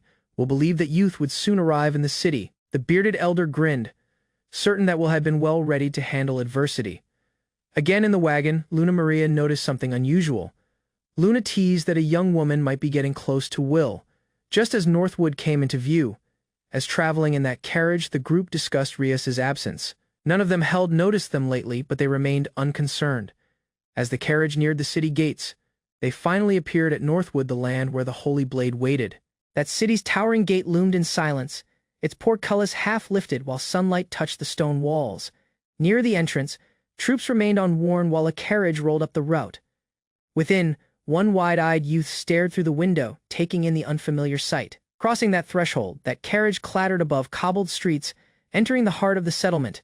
Northwood disclosed itself while one bustling city, its roads alive with color and people. Will, stepping out, grabbed their first breath of city atmosphere. Masses packed each corner, voices overlapping. It became further noise plus motion than he had ever known. Will listened cautiously as the young woman mentioned visiting her father first, concerned for his peace of mind. That city's bustle hadn't dulled their sense of task. Luna clarified that her father was probably at the mansion on the town's outskirts. Using one grin, she proposed they head there instead. Along that method, Will spotted a being in the crowd who seemed oddly familiar. The moment elapsed rapidly, keeping him uncertain. Shortly following, the mansion came into view, huge and imposing, framed by clean stone and tall windows. A servant hurried out upon their return. Will paused briefly, then followed the young woman inside without pause. Upon entering the mansion, staff welcomed the young woman with relief, informing her that her father waited her in the reception room. Luna nodded casually, brushing off their father's concern. Elsewhere, their response became announced to the master of the house. Amazed by that news, Will reacted with visible emotion. Seconds afterward, the young woman rushed through the door, only to be drew an abrupt, tearful embrace from her overwhelmed father. Will clung to her tightly, sobbing with exaggerated relief, while she struggled to stay upright under his grip. Will viewed the moving moment in silence. Introductions seemed about to begin as focus faced toward him and his companions. The man presented himself as Victor Anaheim, owner of the Anaheim Company and father of the young woman named Karen. Using one warm smile, he greeted them and requested a full account of what had occurred. While everyone settled inside that lounge, Victor listened intently. Their look darkened upon hearing that the assailants had targeted his daughter. Focus shifted to Will, the boy from the mountains, as it was disclosed he had thwarted the kidnapping try on his own. Victor paused, then sipped their tea quietly before turning to Will with serious gaze. Without notice, he yelled an inquiry, insisting to know if Will could truly bring happiness to Karen. Karen abruptly stated their wish to marry Will, catching both him and her father off guard. Victor imagined that scene using dramatic delight, already embracing the idea. Though astonished, Victor shifted attention to that saint accompanying Will, asking if she had any concerns about the story so far. Certain in their judgment, Victor spoke happily of his success as a merchant, stating his ability to assess people's character accurately. Will admired Will's abilities, acknowledging this only someone pure of heart could have saved Karen. The saint's appearance, he said, was evidence of Will's sincerity and sacred ties. Overwhelmed by that faith placed in him, Will grinned gently, moved by the acceptance and faith shown by Victor. That saint alerted Victor, their visit wasn't just social, they had a purpose in town. Victor recognized their goal involved the holy blade but encouraged them to pause. Will, mindful of that recent ordeal, agreed to postpone the quest for now. To show thanks, that head maid assembled that servants and offered full hospitality. One bath had been readied for Will before dinner. Will became led to an elegant bathing chamber. Karen, flustered, was guided to different to prevent complications. Soaking in warm liquid will seem that tension melt away. He considered quietly on his journey, thinking of the deities who lifted him and wondering how they were doing. Steam remained while Lunamaria rinsed herself in that bath. Peace plus composed, she moved with practiced ease, unmoved by her surroundings. Karen, sitting nearby, questioned if she sought aid. Lunamaria declined, content using grabbing kindness of herself as she always had. Karen admitted she'd older employed to traveling independently using will. Their sharp gaze, she claimed, spotted more than others assumed. Two there, bathing together, symbolized far faith, something only shared between those truly close.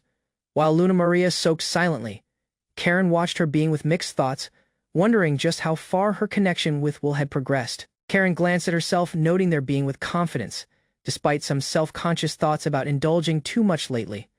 Abruptly, she splashed water and stated a competitive test toward Lunamaria. Brought by surprise, Lunamaria offered a silent, puzzled response.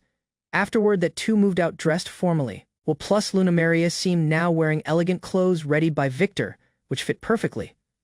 Will admitted their nerves, yet Lunamaria remained peace. To their noble halls plus ruins seemed equally unfamiliar. There was little difference in how she approached either. Blushing but earnest, praised Will's appearance. Their soft remarks lingered, bringing a rare smile to Will's expression. Karen twirled in their fresh dress, her gaze sparkling with excitement. Luna questioned Will for their opinion, and his awkward but honest compliment made her beam. Simply beyond that dining room, the head maid politely invited Will and Lunamaria to enter, the doors opening with ceremony. Within, that table was set with kindness. Victor greeted them using one warm smile, asking if they were feeling rested. Chairs seemed drew out while each guest was guided to their seats. Will became offered a prominent land near Victor at the head of the table. As servants started pouring drinks, one cat-eared maid approached Will and offered him a glass. Suspicion sparked in their gaze while she stared at the swirling liquid. Something felt wrong. Victor lifted their glass, grinning as he offered a toast. The mood became strained. Will stayed abruptly, stating that drink poisoned. Surprise spread across that room as he exposed the hidden danger at the table. Surprise washed above the man's expression as he realized the sinister truth behind the drink. With steady hands, Will held the goblet while a young woman fell nearby, drawing gasps from the onlookers, rising out of his seat. He delivered a peace verdict and attempted abduction followed by deliberate poisoning. Gratitude to seasons of teaching from his mother, Will had mastered the art of detecting and neutralizing toxins. By observing that drink's muddy texture, grape tint, plus masking aroma, he rapidly determined the poison's exact nature. One of the women moves ahead, requesting Will's drink to investigate it herself. Another young woman confirms the unusual aspect, revealing that both her drink and Karen's share the same odor as the wine served to the family head. Panic spreads above that chamber, with strain standing. Doubts narrowed. Despite tight food plus drink security, that source of that poison must be someone within the gathering.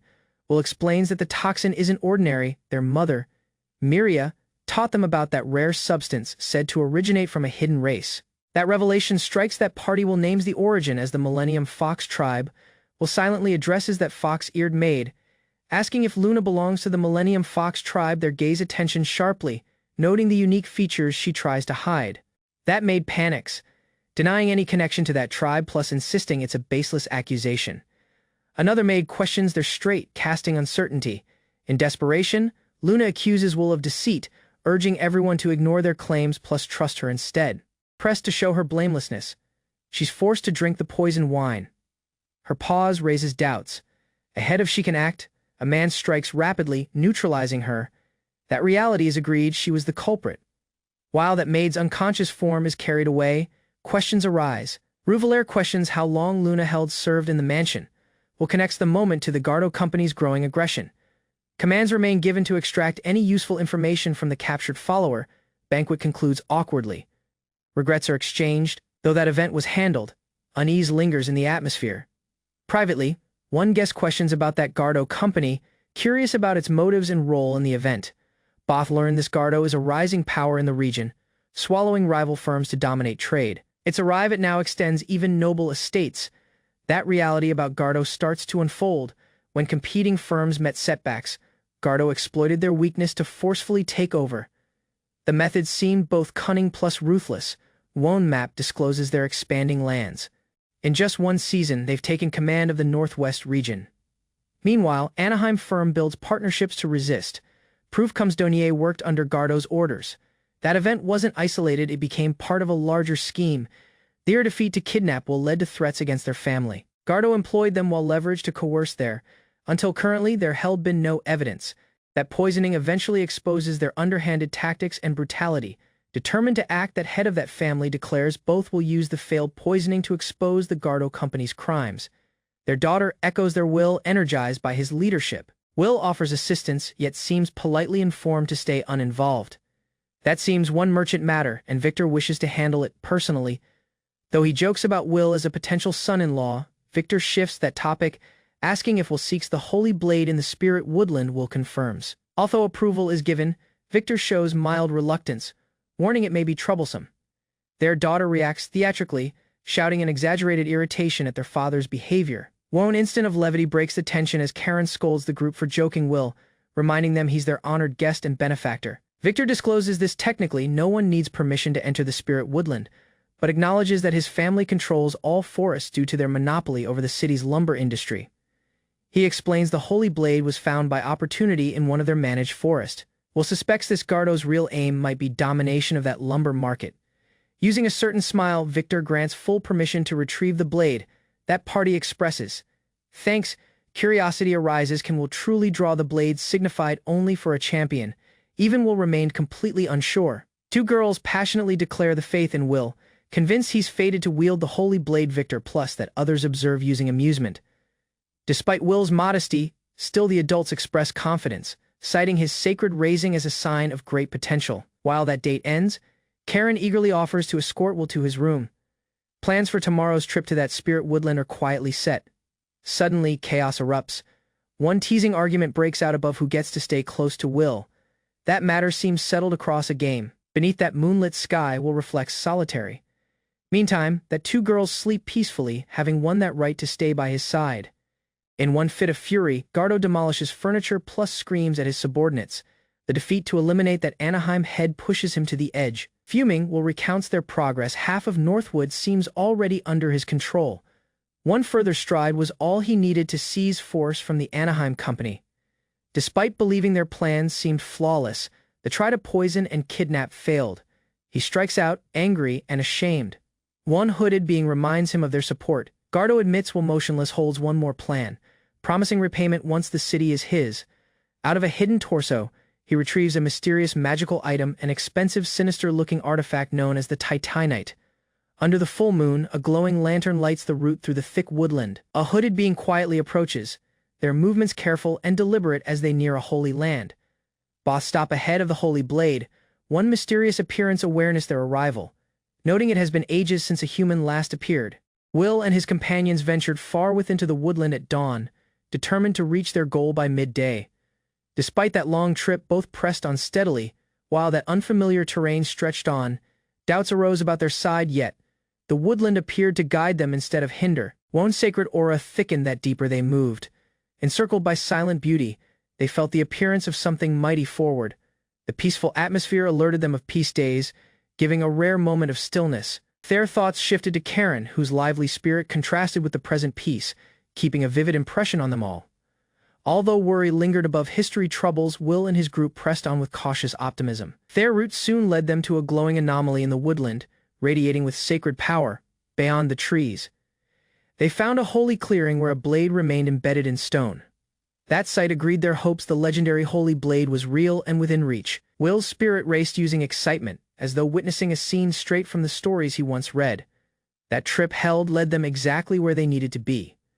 One abrupt encounter halted that group as a knight named Levine appeared, startling them with a bold entrance. Stating herself the blade champion, Levine claimed the sacred weapon as her rightful inheritance and demanded the group's leaving. Luna explained that she had come solitary, keeping her servants behind near the city to handle things herself. Their attitude drew sharp remarks out of the group, who questioned her motives and arrogance in seeking an audience. With rising tension, Levine lashed out and rushed toward the blade, shouting her claim with steady power and confidence. Levine smirked assuredly, dismissing Will and the others as unworthy of advancing the holy blade, refusing to spine down. Will quietly admitted he wasn't the blade champion but insisted their appearance had a purpose. With rising suspicion, the young woman questioned Levine's claim. If he had appeared earlier, why hadn't he readied the blade already? Legend said only the real blade champion could retrieve the holy blade. Uncertainty fell on Levine, casting them while a potential fraud. Considering that blade had remained untouched for over a decade, the group started to suspect the qualifications for claiming it might lie elsewhere. Driven by resolve, Levine approached the holy blade and stated it his without pause. Puzzled plus frustrated, Levine demanded replies. That blade talked again, revealing he was lacking something vital. That revelation that the blade itself had given stirred awe in the group. They kneeled before the stone, realizing that this was no ordinary artifact but a sentient power that decided its wielder. Introducing itself while Durandal, that holy blade addressed each of them. It recognized Levine as the blade champion, the young woman as a cleric, and Will as a young man bearing sacred blessings. Despite Levine's assurance, Durandal explained he motionless couldn't be selected. Will advanced onward, frustrated by that sword's earlier words. Will never expected to succeed instantly, but being denied the opportunity to even try left him irritated. Determined to see for himself, he approached the holy blade without pause, planting his foot assuredly before the stone. Using steady will grasped that hilt. Despite understanding that odds, he tightened his grip and gave it a pull, refusing to spine down. Their full power poured into the attempt. That blade remained unmoved, as though fused to the earth itself. Those observing called out in worry, still using all their might. The blade didn't budge. The sword's voice resonated again, warning that kept-up attempt would be futile. Irritated and riled upward, Will refused to give in. With clenched teeth and burning will, he yelled his defiance and poured everything into a last try. One thunderous surprise tore across the area. Rock cracked plus burst apart as Will's power surged, stunning everyone around him. To everyone's disbelief, that blade lifted motionless, embedded in a chunk of stone. Will gripped it in their grasp, wide-eyed plus breathless. Surprise spread above that onlookers' faces. Levine stared in astonishment, incapable of comprehend how Will had uprooted the blade and the pedestal together. That blade remained bound to the stone, but Durandal itself was astonished. This was the first period such an event had occurred in its long history. Will apologized for their outburst, yet the sword's voice comforted him. Nobody could have foreseen an outcome like this. Meantime, Levine, frustrated and pacing solitary, motionless, couldn't accept the result. The blade, however, disclosed the reason Levine missed the inner power and experience necessary to wield it. The party considered Levine's pause. They considered on his arrogance and seconds of doubt and fight, which the blade perceived as fatal flaws in a real champion. Will and the others were brought by surprise and thrown off balance as a quake shook the area near the blade. It addressed them formally, blade champion and cleric of the earth mother, acknowledging their shared destiny. One dark power stirred under the earth. That blade sensed danger rising and warned that Rampage now moved toward a nearby city. Panic spreads across that town while residents are rushed to safety. From the eastern woodland, an ominous danger advances, causing confusion and terror. A captain quickly surveys the horizon. One swarm of monstrous one-eyed colossi, cyclops, bursts out of the trees. That commander seems stunned, recalling tales of ancient demon pawns will once believed were myth. Towering overhead that woods, the cyclops march forward relentlessly. The expressions remain ferocious, and their numbers overwhelming. Troops report an evacuation seems finished. Yet that enemy's size plus volume unsettle them. The giants draw nearer, blocking the sunlight. The captain gathers his troops. Bowmen begin places. Infantry prepares to flank. That command seems clear: defend the walls at all costs. Encircled by towering giants, the Northwood Guards hold their earth, arms ready. Resolve burns in their gaze as they brace for collision. Terror surges across the lines when the Cyclops charge. One guard stabs at that foe, but the beast's size dwarfs him completely. One enormous foot crashes down, rattling the earth, two troops barely flight being crushed under the weight of the monster's stomp. Shouts echo while commands are shouted. Archers prepare the assault as panicked troops regroup plus rally. Despite that barrage, that colossi endure. Blades plus arrows barely scratch the dense skin. Withdraw turns the single option. Enormous tree, hurled through the atmosphere, crashes with explosive power into the earth, driving fragments flying. That projectile smashes into the city wall, keeping rubble and injured troops in its wake. Surprise moves among the guards. Another Cyclops lifts 1 second wood, preparing to blow again. Troops scramble for cover while the danger escalates. Abruptly, one ballista bolt tears through one of the giants, piercing its torso and halting its advance. That direct hit causes that Cyclops to stagger plus collapse. Cheers erupt. That tide of fight finally begins to change. Still using one giant down, the commander remains wary. He knows the Cyclops can motionless launch enormous trees with ease, asking about how much period they truly gained. Elsewhere, one mighty magical incantation seems activated. One glowing orb channels power as ancient words summon a spell of rampage. In one moment, one blazing fireball erupts and crashes into one of the giants. Fire cover its form, halting its charge mid-step. All gaze chance as a young lady wielding a staff appears. Their spell leaves troops stunned. No one expected such force from her. Shouting orders accompany as troops charge forward. The stunned Cyclops recoils, while defenders push spine with renewed power and resolve. One skilled fighter dodges an incoming blow and counters with precision. Though their attack lands neatly, the giant's tough skin shrugs off the strike. Meantime, a wounded soldier is healed by a mysterious young woman in a hooded outfit. While their agony fades, confusion sets in. Luna merely flashes a gesture, and her ally steps forward to answer. Quietly and assuredly, the lady introduces them both as members of the Blade Heroes party. That commander relaxes slightly upon hearing that, yet presses for the hero's location, using haste rising. That commander rallies everyone, calling for unity between the guards and adventurers. While monsters close in, the young woman Levine prepares herself. Distant beyond that city, a voice echoes through the woodland, calling out for Levine. Someone scans the wilds, ignorant of the storm about to unfold. Suddenly, a young man rushes at astonishing pace, carrying an unconscious young woman in his arms behind them. Another being offers chase, struggling to keep up with his inhuman pace. As they realm, worry fills the young man's expression. Will questions if Lunamaria is safe. Without pause, Will urges that group to keep moving. The instant becomes strained. Will warns them the seal protecting the realm has been lifted. Ancient memories resurface. The seal, once placed during the era when deities motionless walked among men, was tied to a devastating conflict. The ancient fight between deities and the demon lord is remembered. One-eyed Cyclops, servants of darkness, were sealed under the realm, their appearance marking scars upon the earth. Strain rises while someone suggests that seal was broken by forbidden means, yet that reality is more unsettling. This wasn't done from outside, but something deeper within. Realizing that town is in danger, Lunamaria urges an immediate response. Will hears in quiet, feeling urgency. Will considers flying spine solitary. Levine willingly provided her assistance. Will nods briefly, grateful, but she interrupts. Luna refuses to let him expression it solitary. That silver-haired warrior folds their arms, reluctantly agreeing to stay behind, though annoyed. Luna acknowledges that haste and Will's responsibility. Their priorities are aligned. Defend the wounded. Response rapidly. Will quietly prepares. Will decides to use a familiar method, one from his teaching, surprising Lunamaria with his silent confidence. Although asked about his endurance, Will reassures them. He's accustomed to shifting across forests, plus has done this before. Using Lunamaria in their arms, Will readies to depart. Using one subtle grin, he warns Levine not to lag behind. Their assurance sparks their competitive spirit. Abruptly, Luna accepts the test. What became one retreat becomes one race. Both race ahead, each resolved to reach the city first. Will assured Lunamaria she would remain secure. Will drew her from the sealed stone and promises to response. Assurance fills their look.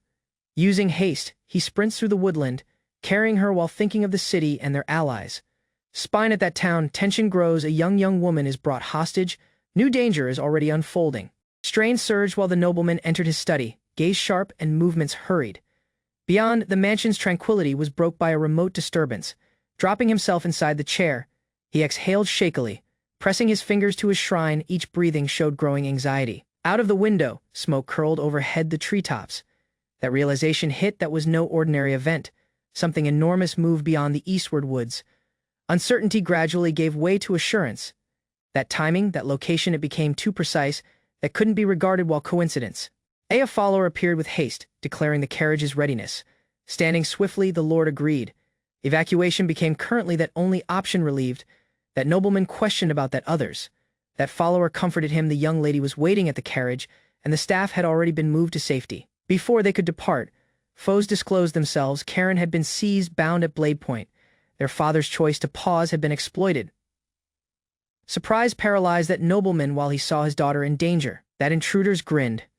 With her as leverage to power his compliance, tears welled in Karen's look while Luna apologized to her father. Helpless, Luna became dragged away, that situation spiraling further out of control. Panic gripped his heart, powerless.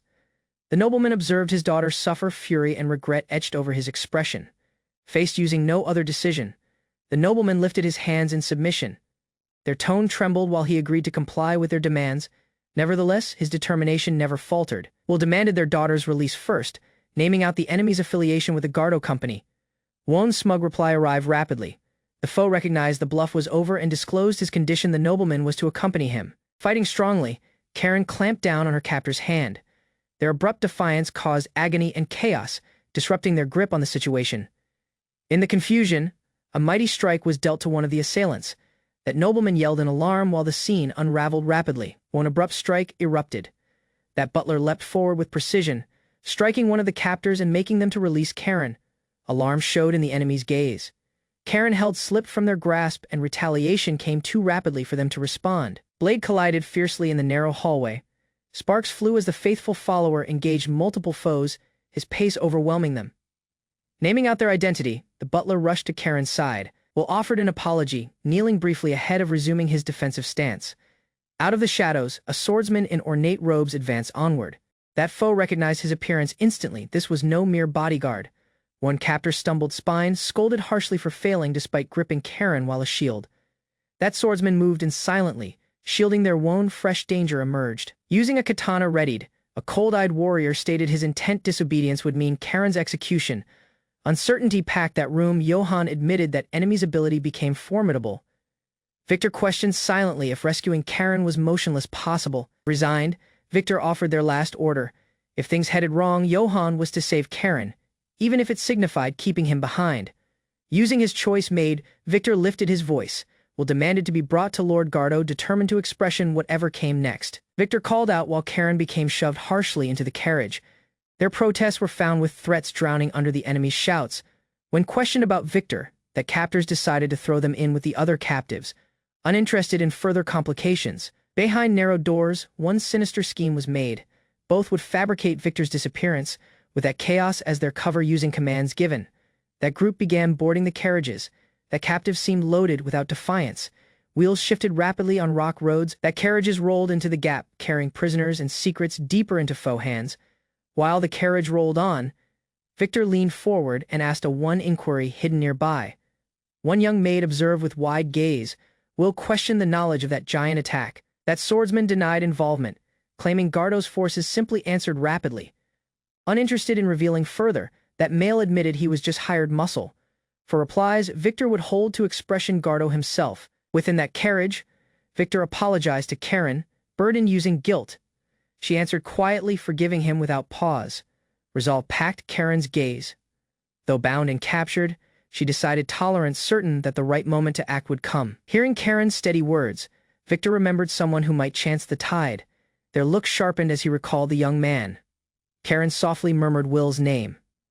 Their faith wasn't simply blind faith, but trust in someone capable of changing everything. In a remote woodland, Will remained encircled by allies. A subtle change in the atmosphere drew his focus on ally. Question what became wrong. Will replied this Will held sensed someone calling for him, a voice familiar and urgent.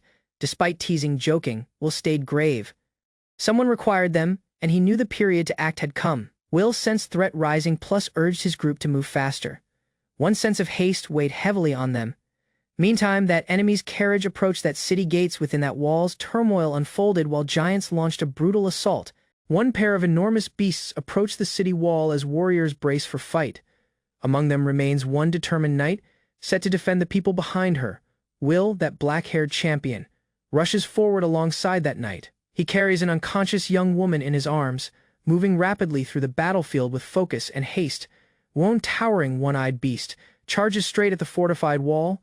Turmoil spreads as troops scramble to load the ballistae and prepare for collision. Seizing the opportunity, the knight and a mature warrior blow the monster's exposed spine. Using that giant collapsing, the troops press forward. Victory seems near as Will and his allies deliver the finishing strike, ensuring the animal stays down. That fallen titan groans while troops surround its body, stabbing relentlessly to ensure it is neutralized. Among them, one fighter cheers, relieved that one more danger is eliminated. Elsewhere, a second beast smashes into the battlefield, driving troops flying through the atmosphere as stones scatter from the collision. Screams erupt while one guard clutches their injured leg while others flee. Another colossus advances, preparing one brutal blow on the vulnerable. Out of atop the walls, a mage orders the forces to draw the enemy's focus. Luna urges their allies to defend the wounded below. Meantime, that injured remain being dragged to safety behind the lines. Healers rush to the side while the chaos of fight rages on. Overwhelmed by that flow of injured, healers struggle to maintain speed. Cries for aid echo across that courtyard as medics rush from one wounded to another. Beside the wall, a soldier barely escapes a lethal swing. His panic is visible as another monstrous being storms the guard without pause. Concern sets in while one seasoned fighter observes the toll. Reinforcements had appeared, but exhaustion and injuries are spreading rapidly over the lines. Despite earlier victories, that foe displays no signs of stopping. Dread seizes the gate captain. Will understands that if this continues, the giants will breach the guard and the entire city could be lost. Refusing to spine down, one knight lunges at a rampaging giant, her blow piercing the monster's side and halting its momentum amid the chaos. Nearby, a young woman is drew in the jaws of another creature. Shouts ring out while their allies scramble to cast one spell, desperately trying to shield her. Just in period will, and the armed knight blow from both sides. The synchronized assault cuts down that danger before it can finish its attack. As the dust settles, Will supports the injured young woman while exchanging a determined glance with the knight near him. Fighters gaze ahead in awe. The injured colossus rests headless, its limbs severed. Gasps of recognition spread among the defenders as one young woman shouts out, calling Will champion. Whispers confirm that blonde knight as the blade champion Levine. Meantime, others speculate about Will, pleased by his unmatched power and sharp method. Observing that battlefield, Will notes that town remains intact. Though Will succeeded in sever only an arm, Levine had effortlessly removed a giant's head. The foe becomes clearer. These creatures are remnants of the holy demon conflict, Cyclops once commanded by the demon lord himself. Fine in camp, that girls out of Will's party greet him with admiration and relief. He responds humbly, astonished to locate they had joined the fight. In that aftermath of fight, Levine demands replies. One young woman urgently asks where the heroes had disappeared to during the crisis. Luna clarifies that dire situation. Although that city fought hard, the giants kept coming and exhaustion among defenders kept trying to rise. Will offers their aid without pause. Levine, certain in his power, prepares to eliminate the monsters and restore peace. Lunamaria moves ahead, preoccupied by troubling thoughts. Something about that Colossus strike feels unnatural and calculated. Luna discloses one deeper truth. Someone intentionally broke a seal, triggering the invasion. Lunamaria voices one deeper worry that Giant's attack is merely a diversion. She believes their real target rests away. Will's intuition supported her growing suspicion. One abrupt dread grips him as he realizes Karen and the others may be the real targets. Levine responds sharply, ignoring the urgency. Though skeptical of Will's concern, Will allows him to depart if he chooses. Strain rises, yet Will redirects attention. Will urges that cleric to aid the wounded while emphasizing the need for unity, certain in their own power. Levine scoffs, drawing their blade. Will declares himself sufficient for this battlefield, unconcerned with further assistance. Levine raises his blade far and steps forward solitary. Stating a test, he prepares to expression the monsters without pause. One mighty swordsman appears on the battlefield, his arrival causing surprise and awe. Warriors recognize him instantly. He is the fabled blade champion. Among the lines, quiet whispers increased. That strongest swordsman in the realm has appeared. Troops straighten up, plus commanders brace for one renewed offensive. With fearless will, the blade champion charges forward. Their blade slices across the towering giants, clearing the route out of the fortress walls. The defenders watch the change unfold. Hope returns. Morale surges while they witness the fight beginning to chance in their favor.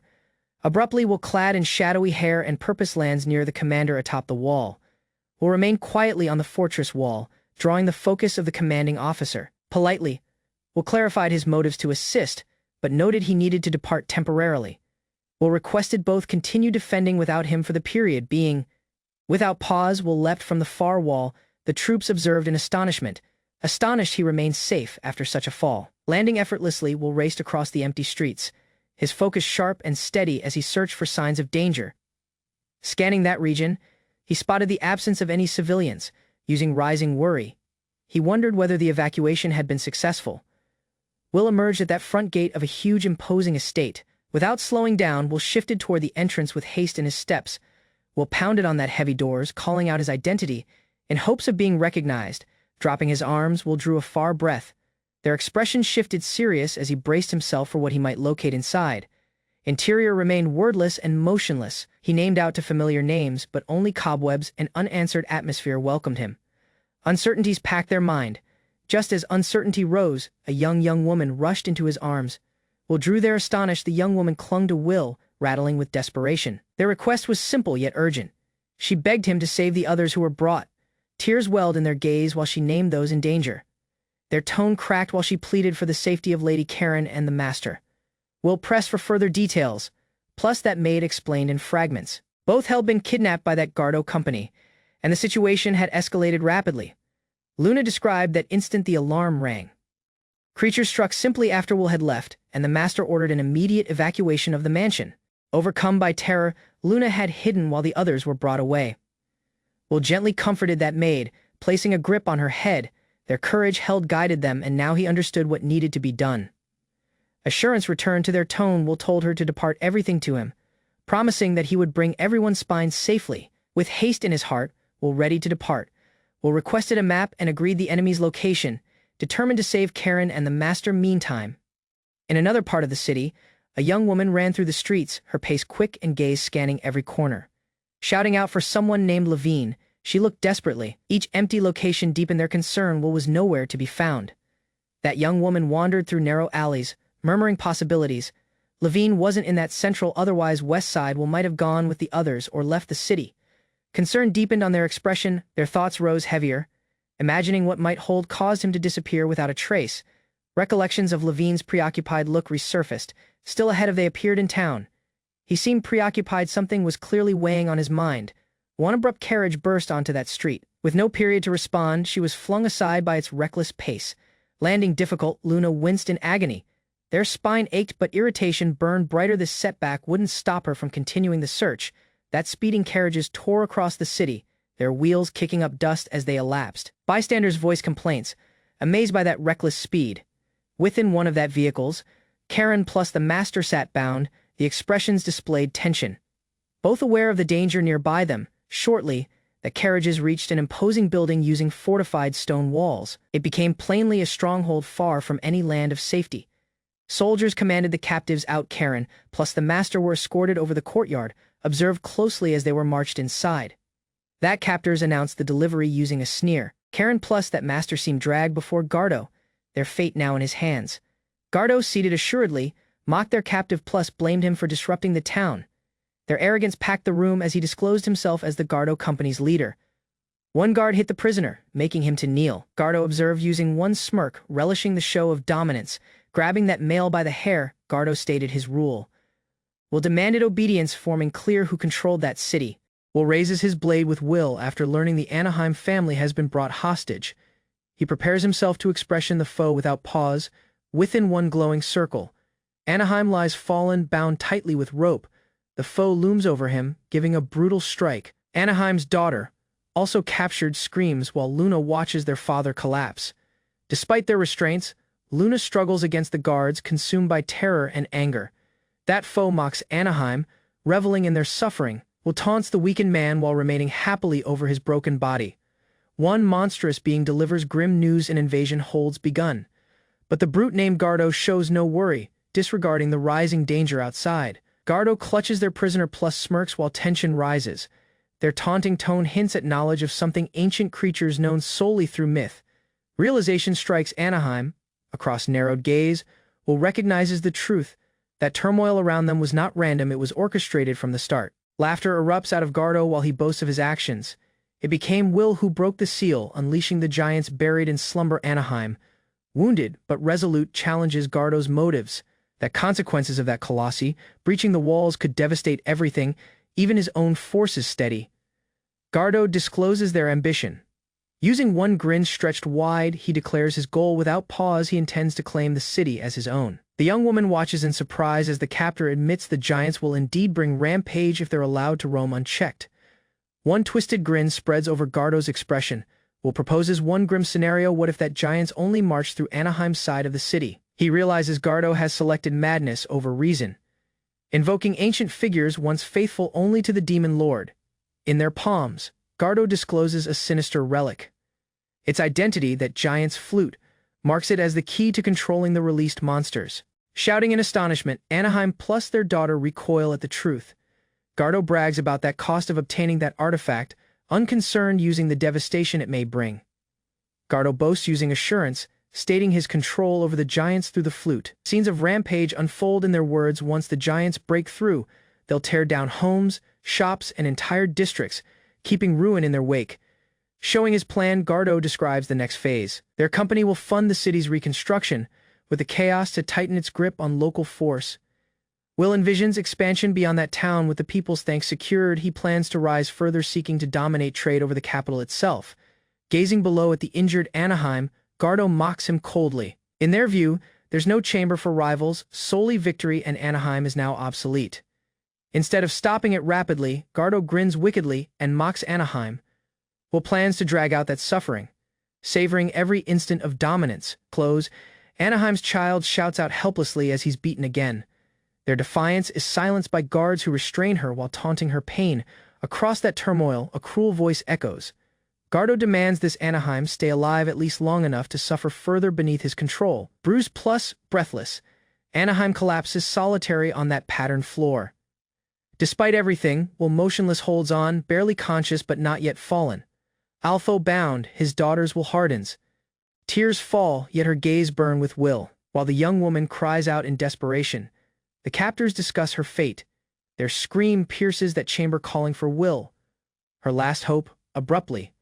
A mighty power blasts through the chamber. Guards remain thrown off the feet, and the evildoers freeze, stunned by the unexpected intrusion. Will appears across that broke window, landing with sharp focus. His gaze reflects steady Will as he surveys the chaos below him. Facing their using a peace smile, Will reassures Karen. Their terror vanishes, replaced by comfort and joy as hope returns at last. Out of that sidelines, someone watches quietly. The look changes, perhaps seeing that the situation has shifted beyond Gardo's control. Will dashes over rooftops, his gaze locked forward. That breeze rushes history as he races toward the enemy's base before it's too late. Mid-leap. Will names out for Karen plus Victor, hoping for any clue about the captive's location. Haste tightens their grip while he runs. News appears Gardo's firm has multiple hidden bases. Will understands he's running out of period and must act rapidly before tragedy strikes. In one surprise encounter, Will meets a familiar expression. Levine appears, teardrops forming upward at the sight of Will. While both talk, Will learns Levine had been helping defend the city. Luna might hold that key to finding the captives before the giants blow again. As Levine praises Will's courage, Will turns to Lynx with haste. There is something Will requires information that could change the course of events. Levine's look pivots, curious, while Will explains. He's searching for one specific carriage, one this might lead them straight to the captives. Lynx remembers seeing it before. Racing down a nearby road, Will presses for certainty, plus that answer sparks new resolve in him. Free of losing another second, Will dashes off. He promises to talk afterward, keeping behind a stunned but pleased Levine in his wake. While Will disappears, Levine quickly composes herself. Using sounds of battling echoing from the east, she decides to head toward the danger to assist Champion. Will enters that scene using peace authority. Gardo plus their men demand his identity, but one of them recognizes him, the same boy who once stopped their abduction. Karen rushes towards them, pleading for aid. Will's look shifts to Anaheim's battered form on the floor, and his expression tightens with Will. With a burst of power, Will releases a shockwave that blasts through the foe lines, marking the beginning of his response. That entire room freezes as an overwhelming force fills the atmosphere. Still seasoned fighters can barely stand under the raw power Will emits. One foe, stunned plus kneeling, admits their mistake. Will wasn't simply a reckless boy. Underestimating them became one grave error-wown piece. Yet menacing swordsman strides forward, his voice laced with amusement. Will awareness Will's killing purpose and welcomes it with a sinister grin. With gaze wide and concentrated, the man declares his identity, Mishima, and announces himself as Will's next challenger. Will immediately spots the sword at Mishima's side.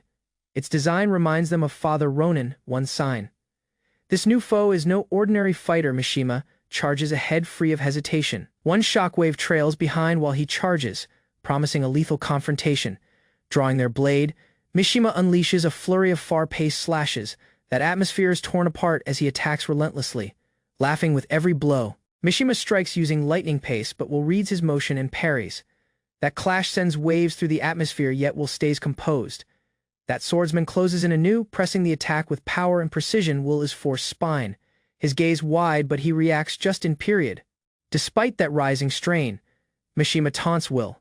Will notes this. Will hasn't even readied his weapon yet, believing it a sign of arrogance or weakness, thou pleased by Will's agility. Mishima stays certain. Will warns this evading solitary won't be enough to win against his sharpened blade. One cut tears across the space between them. Karen watches in alarm while that attack barrels forward with terrifying power toward Will. Mishima unleashes one rapid blade-drawing blow. Their pace overwhelms Will momentarily, claiming dominance with precision and twice the reaction period. Will charges forward with his blade, facing a mighty swordsman hooded in a patterned robe. A monstrous being looms in the background, but Will remains concentrated as the blade slashes toward him. That floor seems splattered using blood. Observers yell out in horror, believing Will Hold's been hit down. Their opponent's method appears fatal, plus the onlookers assume the fight is over. However, the fighter cries in agony. Blood erupts out of his expression as Will's response lands precisely. Surprising everyone, Will rises safe, their expression ferocious. Their assailant glares in astonishment, stunned by the reversal. Confusion spreads. The foe questions how a youngster could respond at such pace. The fighter considers ahead Will's astonishing skill. Despite unleashing a precise katana method, Will not only evaded it but responded to with a direct response. Assurance pivots to denial as the samurai claims his blade style is unmatched. Still so, his opponent's composure begins to crumble under Will's peace appearance. Will moves ahead, free of fear.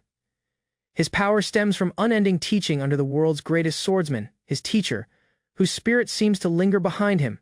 Refusing to accept that reality, the foe charges.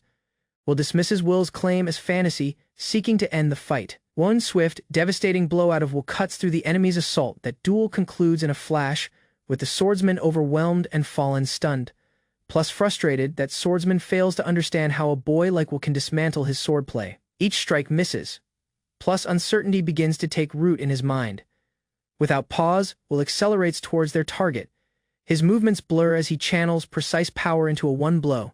In this instant, Will vanishes out of sight. His enemy panics, incapable of locate him, and notices his grip weakening, his blades slipping away. A devastating flying strike slams down. Will strikes using overwhelming pace, driving the swordsman reeling backward, completely defenseless. The collision launches the foe over the arena. His blade falls to the earth, echoing the defeat he cannot anymore deny. Mishima rests still, beaten.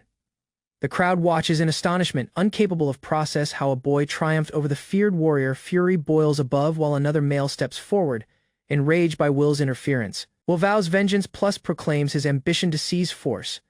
Troops flood the hall, arms readied, responding to the outburst. Alarm moves as the conflict escalates. Will remains steady as the armed group closes in from all sides. The numbers grow nearby them completely. Using peace gaze, Will assesses the situation. Will realizes this was no isolated fight. Reinforcements have appeared and the real fight is just beginning. A sinister being raises a magical artifact far, focusing a surge of power that sky overhead responds. An ancient force stirs, gaze shine in the shadows. Individually, dormant stone gargoyles awaken, their gaze locked on the battlefield below. Using one thunderous burst, that creatures launch into motion. Many begin air summoned to enforce the will of their master. Encircled by troops plus airborne beasts, Will stand solitary at the center. That foe's close in from every side, taunting laughter erupts while the foe gloats. Reinforcements weren't enough currently. Will must expression an army of gargoyles under a certain tyrant's command. That foe offers Will one cruel bargain: submit and survive. Will mocks Will's defiance as gripping innocent lives as leverage. Steady Will reassures Karen plus Victor from over the battlefield. Their vow is clear: he will defend them, no matter the odds. Karen's look fill using faith. Luna believes in him completely, trusting that his power will break through their terror. Infuriated by Will's will, that foe unleashes his army. One wave of troops charges, blades readied and bloodlust rising. Will immediately leaps into the fray. Dodging the first assault, he launches a counterstrike that sends waves over the floor, scattering foes in all directions. Gargoyles descend out of overhead, but Will reacts instantly. With a mighty blow, he sends the monsters hurtling through the atmosphere. Crushed by the power of his attack, momentum builds while he leaps forward, cutting through foe lines without pause. Each motion seems sharp, deliberate, plus devastating. In seconds, that battlefield lies wordless. Bodies plus rubble cover that earth. Will remain solitary, untouched, As even the boldest foes stare at him in astonishment, panic sets in. The surviving guards pause, while silently reminds them they're that last ones remaining. Desperation strikes. That foe seizes the hostages again, clinging to one last advantage, hoping to stall the inevitable. Will glares silently at his foe, undeterred by the danger to Karen's existence. That villain, grasping for control, mocks their will with laughter and arrogance. Yet that circumstance shifts. A peace voice interrupts. Johann appears near Karen, his blade relaxing assuredly on her captor's shoulder. Having escaped captivity during that turmoil, Johann discloses he was imprisoned below. Will acted rapidly when that opportunity arose, thankful. Will recognizes Johann's arrival, the faithful butler. Ashamed of his earlier failure, humbly gratitude for the opportunity to redeem himself. Abruptly, one new being lunges at Will from behind. Brought by surprise, he instinctively reacts, gaze narrowing as the next danger unfolds. Using swift precision, Will grabs down the last assailant. Close, Karen starts freeing Victor. Following Johann's instructions, comfort washes above Karen as she sees Will safe. Luna rushes to them, calling out his identity with emotion flooding her voice in their arms. Luna locates safety. Will gently apologizes for arriving late, as Karen tearfully confesses Luna never stopped believing Will would come. While peace returns, Will pivots to heal Victor. Though gravely injured, Will assures Karen this Victor will recover using his magic. Simply while faith blossoms, eerie laughter echoes behind them. One shadowy appearance remains unseen, yet far from finished. Bruised plus furious, that fallen man refuses to give up. Kneeling on that earth, Will clenches his fist, vowing to rise again despite the odds. Driven by desperation, Will prepares for one last attack, gaze wide with madness. His fury builds, focusing every ounce of power into a reckless last stand. Sinister laughter rang across that corridor as a towering being approached. The group braced themselves, surprised by the overwhelming appearance that loomed just forward, glaring using hatred. The foe fixated on them, his fury boiling over. The cracked earth under his feet considered the intensity of his emotions. Peace but steady. The young woman remembered to him of his downfall. Using that Galda company crushed by Will, there became no one left to shield him. Grinning madly, Will lifted a chained artifact, the giant's whistle, vowing to rewrite fate with its devastating force. While one monstrous eye opened overhead, the summoning began. Will vowed to destroy everything, dragging them all inside ruin with him. Terror packed her gaze as she recognized the object in the enemy's grip. This cursed artifact, that giant's whistle, had summoned chaos and rampage upon the city. Without pause, the boy launched forward, his pace tearing the earth apart. Will aimed straight at that source, determined to stop the catastrophe. In one burst of light, Will soared across the corrupted space. The foe, now drew within a glowing sphere, had no period to respond. A devastating strike landed, driving the foe hurtling backward. Surprise rippled over the battlefield as onlookers observed him fall. Although battered, the man's form twisted grotesquely.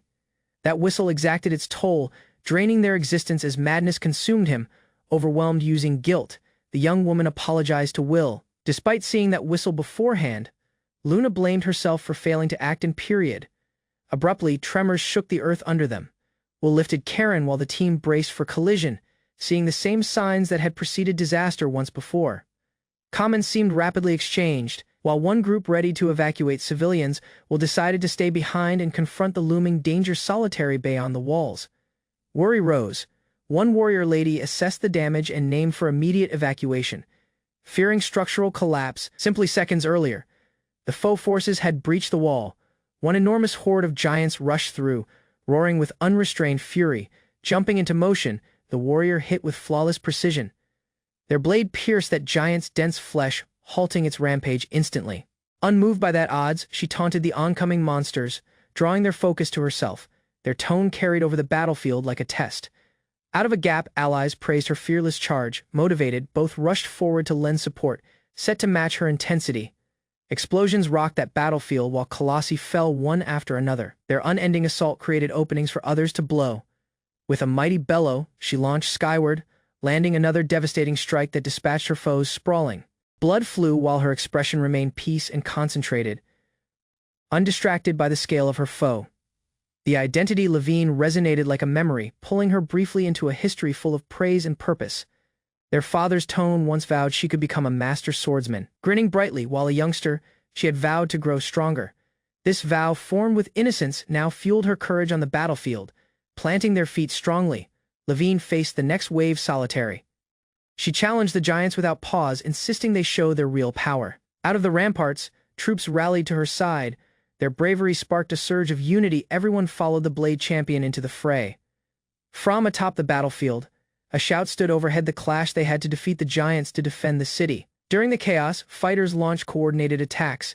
Blades tore through dense limbs while flames seared hardened flesh, carving a bloody route through foe lines. In retaliation, the giants hurled enormous boulders, one of which broke violently upon collision near the city walls, scattering troops below rushing into danger. A group of knights confronted the incoming danger directly. The earth cracked under their arms as they pushed forward without pause. Exhausted yet unrelenting, Levine clashed using another colossus. Sweat mixed with blood as she barely dodged an incoming blow, her will unbroken. Using her staff lifted, the mage released a surge of magic. Shadowy power spiraled toward the battlefield, erupting in a controlled blast that hit the giants with precision. Nearby range fighters seized that instant. While the magic stunned their foes, they pierced through the giants' exposed flanks with unrelenting power. Noticing solely one foe stayed, a call rang out to Levine. Without pause, she dashed forward, gaze locked on the last danger. Blade hit body in a decisive clash. Her blade plunged far, stopping the last giant's defiance in a one mighty blow.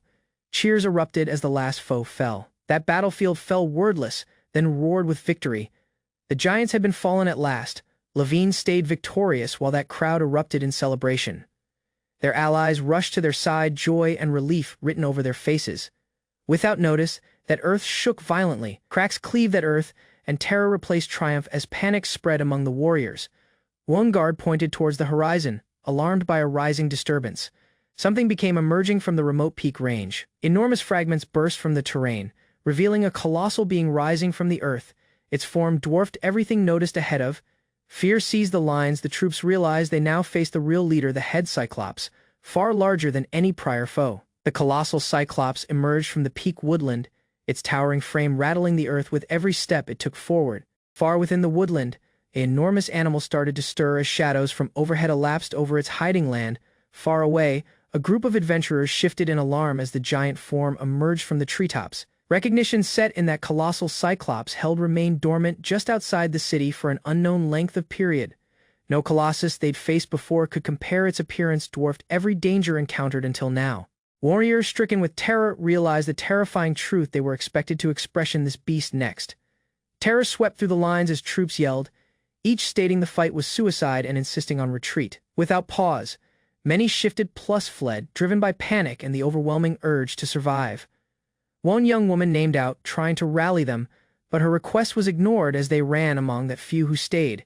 Reality settled in. Only an enormous army could match the giant, and they were outmatched. Then, as silence fell, someone whispered, "Great champion," while gaze widened at the arrival of an unknown being advancing the battlefield. A towering being emerged near the young woman, its appearance casting a shadow of awe and uncertainty. Meantime, troops watched the Cyclops. Noting its stillness, both assumed it stayed idle solely because it had just awakened. Despite that temporary peace, terror mounted. The raw size of the creature made the city's guard appear meaningless. Panic moved among the lines. Some troops recognized the adventurer's history aid, while others yelled in confusion as civilians fled from the advancing doom. In that turmoil, orders from the royal court appeared too late to rally morale. That remaining guards remained paralyzed, torn between task and survival. One commanding tone rang out as a soldier rallied the Northwood guards, haste laced in every word. Commons came rapidly save and escort the remaining citizens.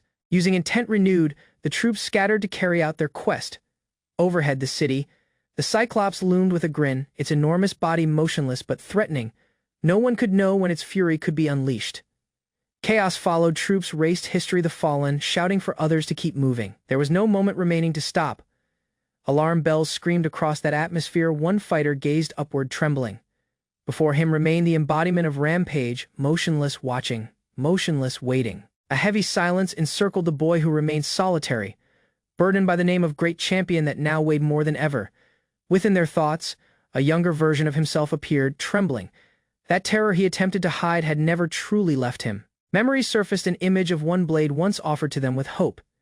His history self-questioned his current will and power. That image of their father, once a proud and mighty knight, lingered in his thoughts. Recalling childhood stories will recalled how heroes never raced. No matter how powerful the foe was, they remained and fought. He wished to be similar to them. One twisted reflection confronted the champion, taunting him with words of doubt. This shadow self claimed to be their real nature, one without the courage to fight. Ahead of the despair could take hold, a familiar voice pulled him spine. The young woman held his expression, gaze full of haste, calling him to rise. Uncertainty filled his thoughts, will question what he'd simply experienced, uncertain whether it was a dream or memory.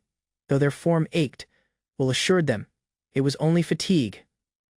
That wound slowed them, yet he refused to show weakness. Looking around, both understood that others were gone. Only the three of them remained at the now left front, left to expression the danger solitary. Using a silent breath, the champion tightened his fist.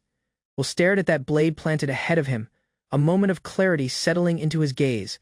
His allies pressed him to withdraw. The injuries were mounting, and exhaustion had set in, but they motionless looked to him for side. Before he could answer, a young woman rushed forward, shouting his identity. Her arrival was abrupt, full of haste. Luna clarified Luna had searched the eastern side of the city. Another giant's fallen form nearby agreed that citizens' panic was well-founded, as they shifted their gaze outward. Alone being remembered his route, he had seen the enormous Cyclops on the way in. Retreat spread across that city. One inquiry remained: would they simply let the Cyclops rampage unchecked while everyone fled? Though despair had brought root, the young woman paused. Remarks drew in their throat until she finally spoke with newfound resolve. She advanced onward. Gaze wide with will, she disclosed the possibility of a solution no one had considered. There existed one legendary armament, the Holy Blade. It became stated to hold the force to overcome even the strongest of foes. Their tone rang clear, using certainty. That champion remained speechless. Surprise overwhelmed them while he realized what the next step must be. Recollections surfaced while the young woman mentioned Will, the boy once seen as arrogant, whose real purpose had brought him to the city. She recalled how Will had appeared near Master Levine, his appearance always raising questions. Currently, using gaze full of desperation, she cried out that this must be destiny. If Master Levine wielded that holy blade, victory could motionless be possible. Yet that champion resisted. Their voice cracked as he yelled in denial, convinced that he was unworthy and could never be the selected one. Silently, Luna started to speak again, asking where he had been earlier. Their tone shifted, not accusatory yet seeking clarity, hoping for reality in the chaos. A silent confession escaped the champion. He had accompanied Will to the holy site but failed to draw the holy blade. Tears welled while Will admitted that truth aloud. That weight of this defeat had never left his shoulders. Memories of strain and hopelessness returned. Burdened by hopes, he crumbled under the symbol of destiny, convinced he missed what others believed he had. Motionless, the young woman held on. Luna named him the champion, pleading for him not to surrender. Their belief clashed, using their crumbling will. In one surge of emotion, he hit the earth, overwhelmed by fury, pain, and self-loathing. That instant cracked their restraint, revealing the turmoil within. One abrupt glimpse of one symbol on Levine's shoulder froze everyone. That target, unmistakable, disclosed what they had doubted. With silent breath, he remained motionless. Recognition dawned in their gaze. Levine was indeed the selected champion of the blade. Amid the settling fragments, a lone being remained steady while the others observed on. Frozen in astonishment, that breeze shifted her cloak, revealing more than just fight scars. Recognition offered method to surprise as they realized the truth: they had followed someone whose identity was never what it seemed. Stepping forward, one of the girls attempted to steady her voice, insisting replies to the abrupt unraveling of their trust questions piled up. Why that disappearance? That silence, plus the hidden truth carried since their arrival in the city. Gaze full of pain, they wondered aloud if they'd ever truly been her companions, or just strangers pursuing a lie. Strain remained as quiet fell. Frustrated by the lack of response, one of the girls advanced onward, her voice cutting through the motionless atmosphere. Emotion overcame restraint. She hit Levine over the expression, the strike echoing louder than any words given. Tears welled up while she stated her leaving. Disappointment weighed heavier than anger, and she shifted away from the ally she not anymore recognized. Another attempted to talk, yet words faltered. Individually, the party started to walk off. The connection once shared now fractured. Left behind, one young woman pleaded with Levine to explain. Desperation clung to their tone as their friends disappeared into the gap. Cruel remarks hurt deeper than blades. With trembling gaze, the young woman was cast away, told she had been mistaken all along about who he truly was. Levine shifted his spine to the battlefield, walking solitary, shrouded in smoke and regret, his clenched fists the only sign of what he held. Spine. Distant out of the broken group, villagers mustered, unaware of the storm looming beyond their peaceful morning. The earth shook as a monstrous horned giant stomped into view. Its appearance solitary warped the atmosphere with dread. Out of the field forward, Levine spotted the creature's advance. That confrontation had appeared, and there would be no more period to run. Amid that wreckage, one lone being stayed, encircled by fragments and fallen foes. He muttered a desperate thought. He needed to flight as well. One tone called out through the dust. Following the sound, Levine found someone trapped under broke stone pleading for aid. That wounded clarified they weren't hit directly but had blacked out during the collision. Both had been stuck under the stone since. While assessing the situation, Levine spotted the advancing giant far away. Period became racing out. Without pause, he forced the stones apart, freeing the injured with haste as danger loomed closer. Supporting that wounded male, Levine pressed forward, steady despite their own pain. That fight wasn't over, and neither was his task. The rescued man spoke with thanks, marveling at Levine's power and will. Though wordless, Levine's look betrayed that toll he bore. A figure hung over them. The towering giant lifted its arm, set to blow both down in one devastating strike. Using no period to flee, Levine shoved his ally aside and took the full brunt of the attack. Body hurled into the earth. Hardly awake, he rested broken. Thoughts blurred while Will laughed bitterly, ashamed at how far he had fallen from what a champion should be. Levine von Allenheim became born one daughter of nobility on that western continent, her fate shaped by heritage and tradition, despite their gender. Luna took up the blade, idolizing her father, Isaac a beloved warrior. Their ability flourished under his watchful eye, though her mother quietly wished for a gentler route. When the holy target of the champion appeared, Levine desired of glory. Luna hoped their father would be proud, unaware that fate had already shifted. Delight shifted to dread while her mother, through tears, delivered the heartbreaking news. Her parent had perished in shame. Out of that moment, the world she knew started to darken. Following their father's disgrace, Levine plus her mother lived in silent exile. Rumors lingered, yet their mother's faith in their husband never wavered. One date, Levine formed their choice. With wool burning in her torso, she pledged her existence to the blade her father once wielded. Tears in her gaze, she swore to restore her family's identity and reclaim their lost honor as Levine, the champion of the blade. Victories followed, creatures fell, tales spread, plus companions mustered. To prevent pity, Luna decided to dress as a man. At start, everything appeared right, yet with every triumph, the burden of hopes rose heavier. Memories of her father's praise once gave Levine power, but now the blade she held felt like a chain she could not anymore bear. While terror and self-doubt crept in, she clung to the role she had created, smiling for the crowds while hiding the rising emptiness inside. Far down, her real self was buried under confidence and terror. Luna sealed it away to preserve that illusion. Beneath that moon's glow, she fell, and Bird appeared near her, its appearance unsettling yet strangely calming. The avian spoke. Leos, deity of Table Peak, had come. Their route became about to change. Levine, barely capable of move, questioned the eagle's appearance. It disclosed itself while one guardian, not of her, but of someone else. The bird spoke of Will, a boy lifted by deities whose power came from divinity. Levine understood Luna had found him before. Overcome by embarrassment, she measured herself to Will. Though marked while one champion, she saw only weakness in her reflection. That target was never a blessing. It was a lie worn for selfish ambition. Yet that bird disagreed. One hero's symbol solitary signified nothing. It offered their one tale, one that might change everything. Once one nobleman of that western continent, Isaac von Allenheim, served using honor in the army, gaining the trust of many. As on task, he heard of bandits threatening his shelter. Incapable of act officially, he broke lines to defend his people. Though their actions rescued one village, they were branded unlawful. Their death became hidden, plus his family cast out. The bird disclosed the story was real. Levine's father became no traitor. He was a champion who decided lives over law. Using new clarity, Levine was urged to chance and see what truly remained behind her. Pivoting around, Levine noticed that lives she had touched, those rescued by her blade, and comrades who once believed in her. Luna confessed their failures and confidence, acknowledging the truth she had long avoided. Yet still in their regret, thanks stirred. Using renewed intent, she remained tall while Isaac von Allenheim's daughter, Luna, reclaimed her identity, not from vanity, but from confidence. The giant now lay fallen before her, evidence of power born not from symbols, but certainty. Although injured, Levine pushed on. Her spirit burned brighter than pain, and her will could not any more be shaken. He charges forward, blade readied, unleashing a mighty attack that splits the earth. Using unrelenting pace, Will closes in on his target. That animal reacts too late as the boy's momentum carries him through its guard, slicing into its flesh blood.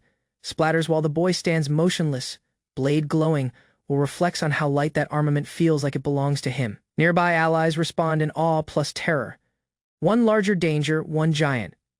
Approaches as others hesitate. The boy steps forward solitary. Gaze steady, questions solely for one promise that they'll survive. With a silent smile, he prepares himself for the next fight, knowing it's his task to stand and defend. Reflects on their history, recalling that faces of those he cares for. Using will, he prepares to expression the giant, accepting that he may not be forgiven for his choices. He charges with blinding pace, his blade slicing over the giant's body. The collision shakes the earth, keeping far gashes in the enemy's hide. Exhausted, Will remains ahead of the monster's towering frame. Their form seems near its limit, and he struggles to stay upright, legs barely supporting him. He recalls his father's power, remaining solitary with steady will. With a last bellow, he releases his force. The earth erupts under him as he clashes once more with the giant's devastating power. Abrupt power descends from the sky, rattling the battlefield. One being rushes forward, shielding the injured boy with steady power as others look on in surprise. The collision strikes with devastating force, driving fragments flying and the earth rupturing around them. Out of the smoke, a familiar expression appears. Reinforcements have appeared, hope returns. The city stretched wide beneath a clouded sky, unaware of the danger closing in from the east. Karen lay trembling in the courtyard, badly shaken, while Will stood poised on a rooftop above. Word had already reached the household that a mountain beyond the woods had split apart, releasing a cyclops so massive it could climb straight over the castle walls. Karen struggled to voice what she saw, calling out to Will as fear gripped her. Karen's hands shook as she pieced together what the creature truly was. She recognized it as the final curse Galdi had left behind before his death, a parting threat meant to outlive him. If a cyclops of that size managed to breach the city, everything within its walls would be destroyed. The realization left her frozen, unable to accept what stood before them. Someone questioned Will's intentions, fearing he meant to face the threat himself. Will turned instead to Johann, instructing him to take Victor and Karen somewhere safe now that Victor had been healed. He refused to let the city Karen cherished fall into ruin. Beyond them, chunks of the wall crumbled apart, confirming that the people he had sworn to protect were already in danger. Will moved without hesitation as a monstrous fist slammed down toward him. Dust and debris exploded outward from the impact, forcing him to react in an instant. Sparks of magic gathered around his arm as he braced against the force bearing down. The ground shook violently beneath the weight of the attack. A short breath escaped him once the dust settled. Nearby, another figure sat sprawled on the ground, startled to see him there. Confusion followed, since he had been expected to head toward the city instead. Will explained that the very push he'd received earlier was what led him back, allowing him to save the people who had once looked after him. The other man could barely process what he was seeing. He accused Will of recklessness, questioning what kind of person would leap into a fight like this without a second thought. Behind them, the Cyclops loomed larger than ever, its presence swallowing the horizon. Disbelief colored every word directed at Will. Will advanced alone, showing no trace of fear despite the odds stacked against him. He had leaped into the fray without weighing the consequences, driven purely by instinct.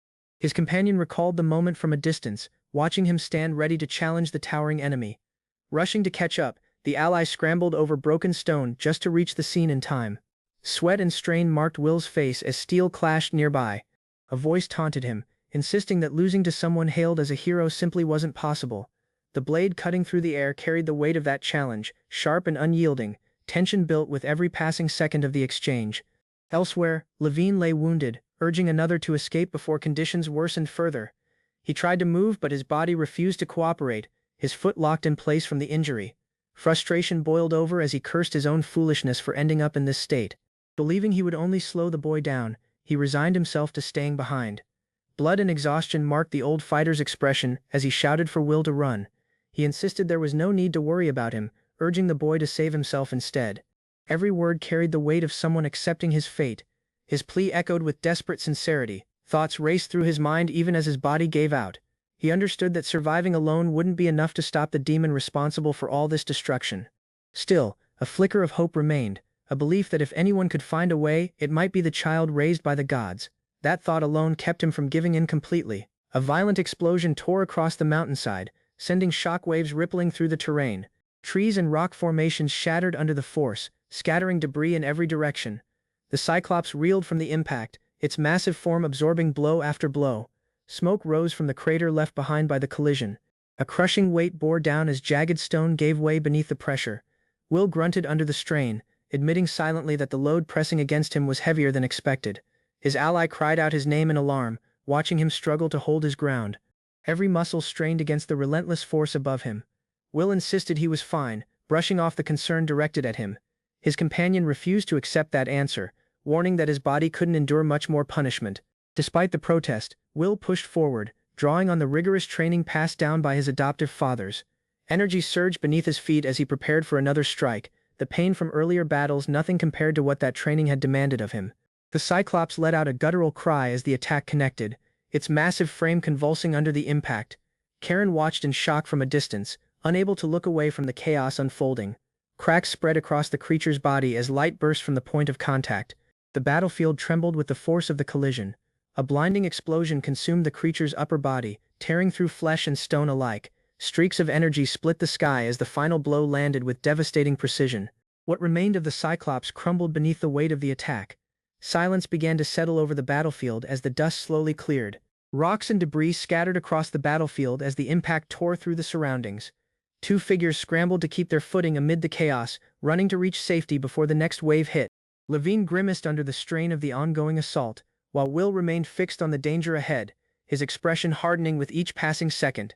Somehow, Will managed to knock down a monster of staggering size, though the effort clearly drained him. His body wobbled from exhaustion, legs threatening to give out beneath him. Startled by his own success, he collapsed onto the ground moments later, his strength completely spent from the exchange. Catching his breath, Will admitted he might have pushed himself further than his body could handle. A weak laugh escaped him despite the pain, an attempt to shrug off just how close he had come to his limit. Blood and sweat mixed together as he tried to steady himself. Levine's eyes widened in horror upon noticing the true extent of Will's injuries. His arms and legs appeared shattered, twisted in ways that shouldn't have been possible for someone still conscious. Panic set in as he called out, desperate for some kind of response. Confusion followed as someone asked where the giant had gone, only for the massive creature to rise again nearby. Levine scolded himself for even considering a leisurely approach given their situation, knowing that staying put any longer invited disaster. The monster's sheer size wasn't just for show, its sturdiness matching its towering frame perfectly.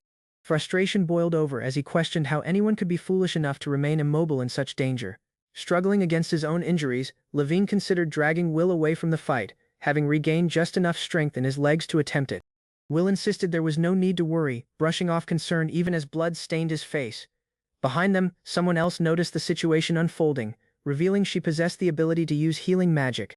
A soft glow illuminated the area as the healing spell activated, catching both fighters off guard. Levine stared in confusion at the sudden light, unsure of what exactly was happening around him. Neither of them had expected help to arrive at that exact moment. Radiant energy surrounded the priestess as she channeled her power, her expression calm despite the urgency of the moment. Sparkling light cascaded from her hands, forming intricate patterns as the spell took shape. Recognition dawned as her name was called aloud, Lunamaria. Approaching through the falling light, Lunamaria addressed Will directly, requesting that he leave his recovery entirely to her care. She moved with practiced grace, her presence bringing a sense of calm to the chaotic scene. Her focus remained steady despite everything happening around them. Lunamaria explained that she had sensed a surge of evil magic and rushed to reach the location as quickly as possible. Confusion crossed Will's face as he questioned whether she had been at the treatment center within the castle walls just moments earlier.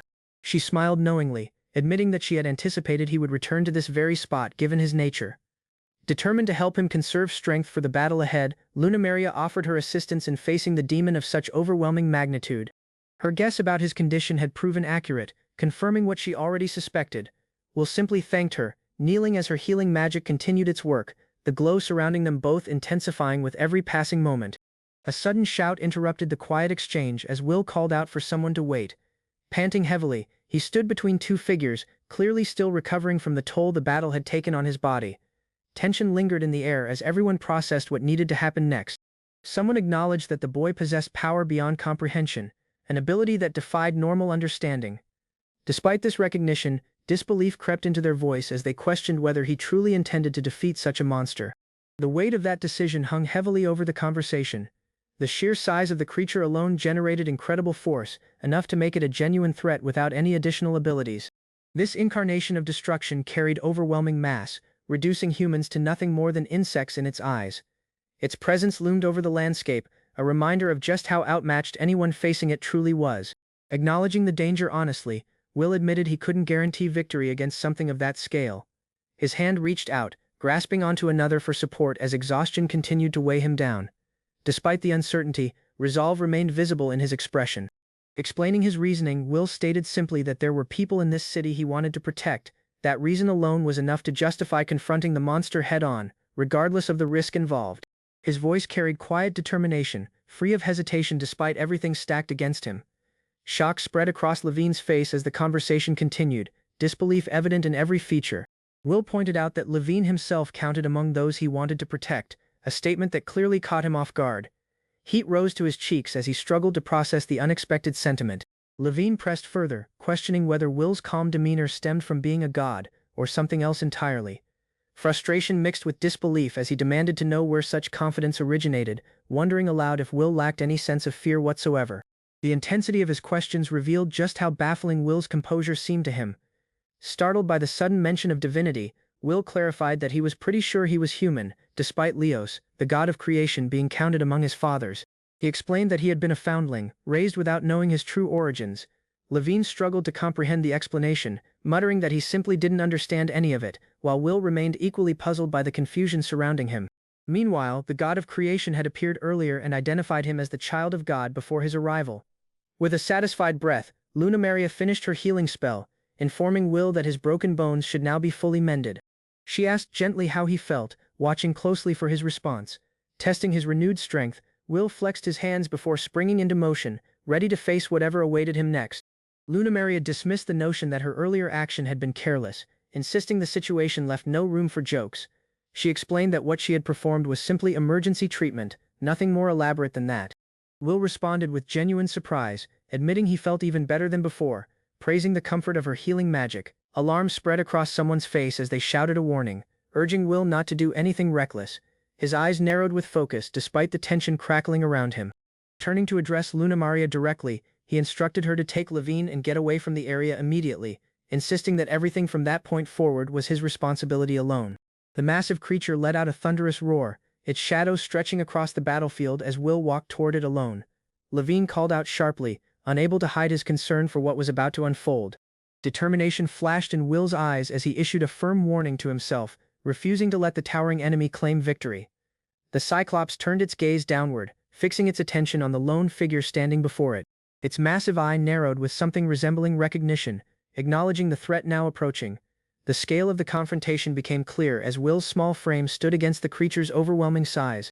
Will noted aloud that the Cyclops had finally identified him as its true enemy, a shift he seemed to welcome. His expression sharpened with resolve as the beast lunged forward, claws slashing through the air with tremendous force. He darted aside just in time, narrowly avoiding the brutal strike aimed directly at him. Weaving through the assault, Will focused on buying enough time for Lunamaria and Levine to escape safely. Sweat dripped down his face as he calculated his next move, drawing his blade in preparation for what came next. The creature's claws tore through the ground behind him, missing their target by mere inches. Frustration crossed his face as he realized the creature's skin proved far too tough for ordinary attacks to penetrate. Half-hearted strikes clearly wouldn't be enough against something this resilient, forcing him to reconsider his approach entirely. Gathering every ounce of strength he had left, he prepared to channel it all into a single devastating blow, concentrating everything into one decisive point. The word left his lips like an incantation, summoning forth what he described as primal flame. Light exploded outward as the transformation began, radiating with intensity that lit up the surrounding darkness. Levine watched in awe, comparing the scene unfolding before him to something pulled straight from legend. Will's blade began glowing with heat unlike anything seen before, promising to reduce whatever stood in its path to nothing but ash. The weapon itself seemed to hum with newfound purpose, ready to become an instrument of ultimate destruction. A blinding flare erupted across the battlefield, illuminating everything in brilliant white light. Will locked eyes with the Cyclops, announcing his arrival with unwavering conviction as he surged forward. Blade in hand, he closed the distance between them, fully prepared to end the fight once and for all.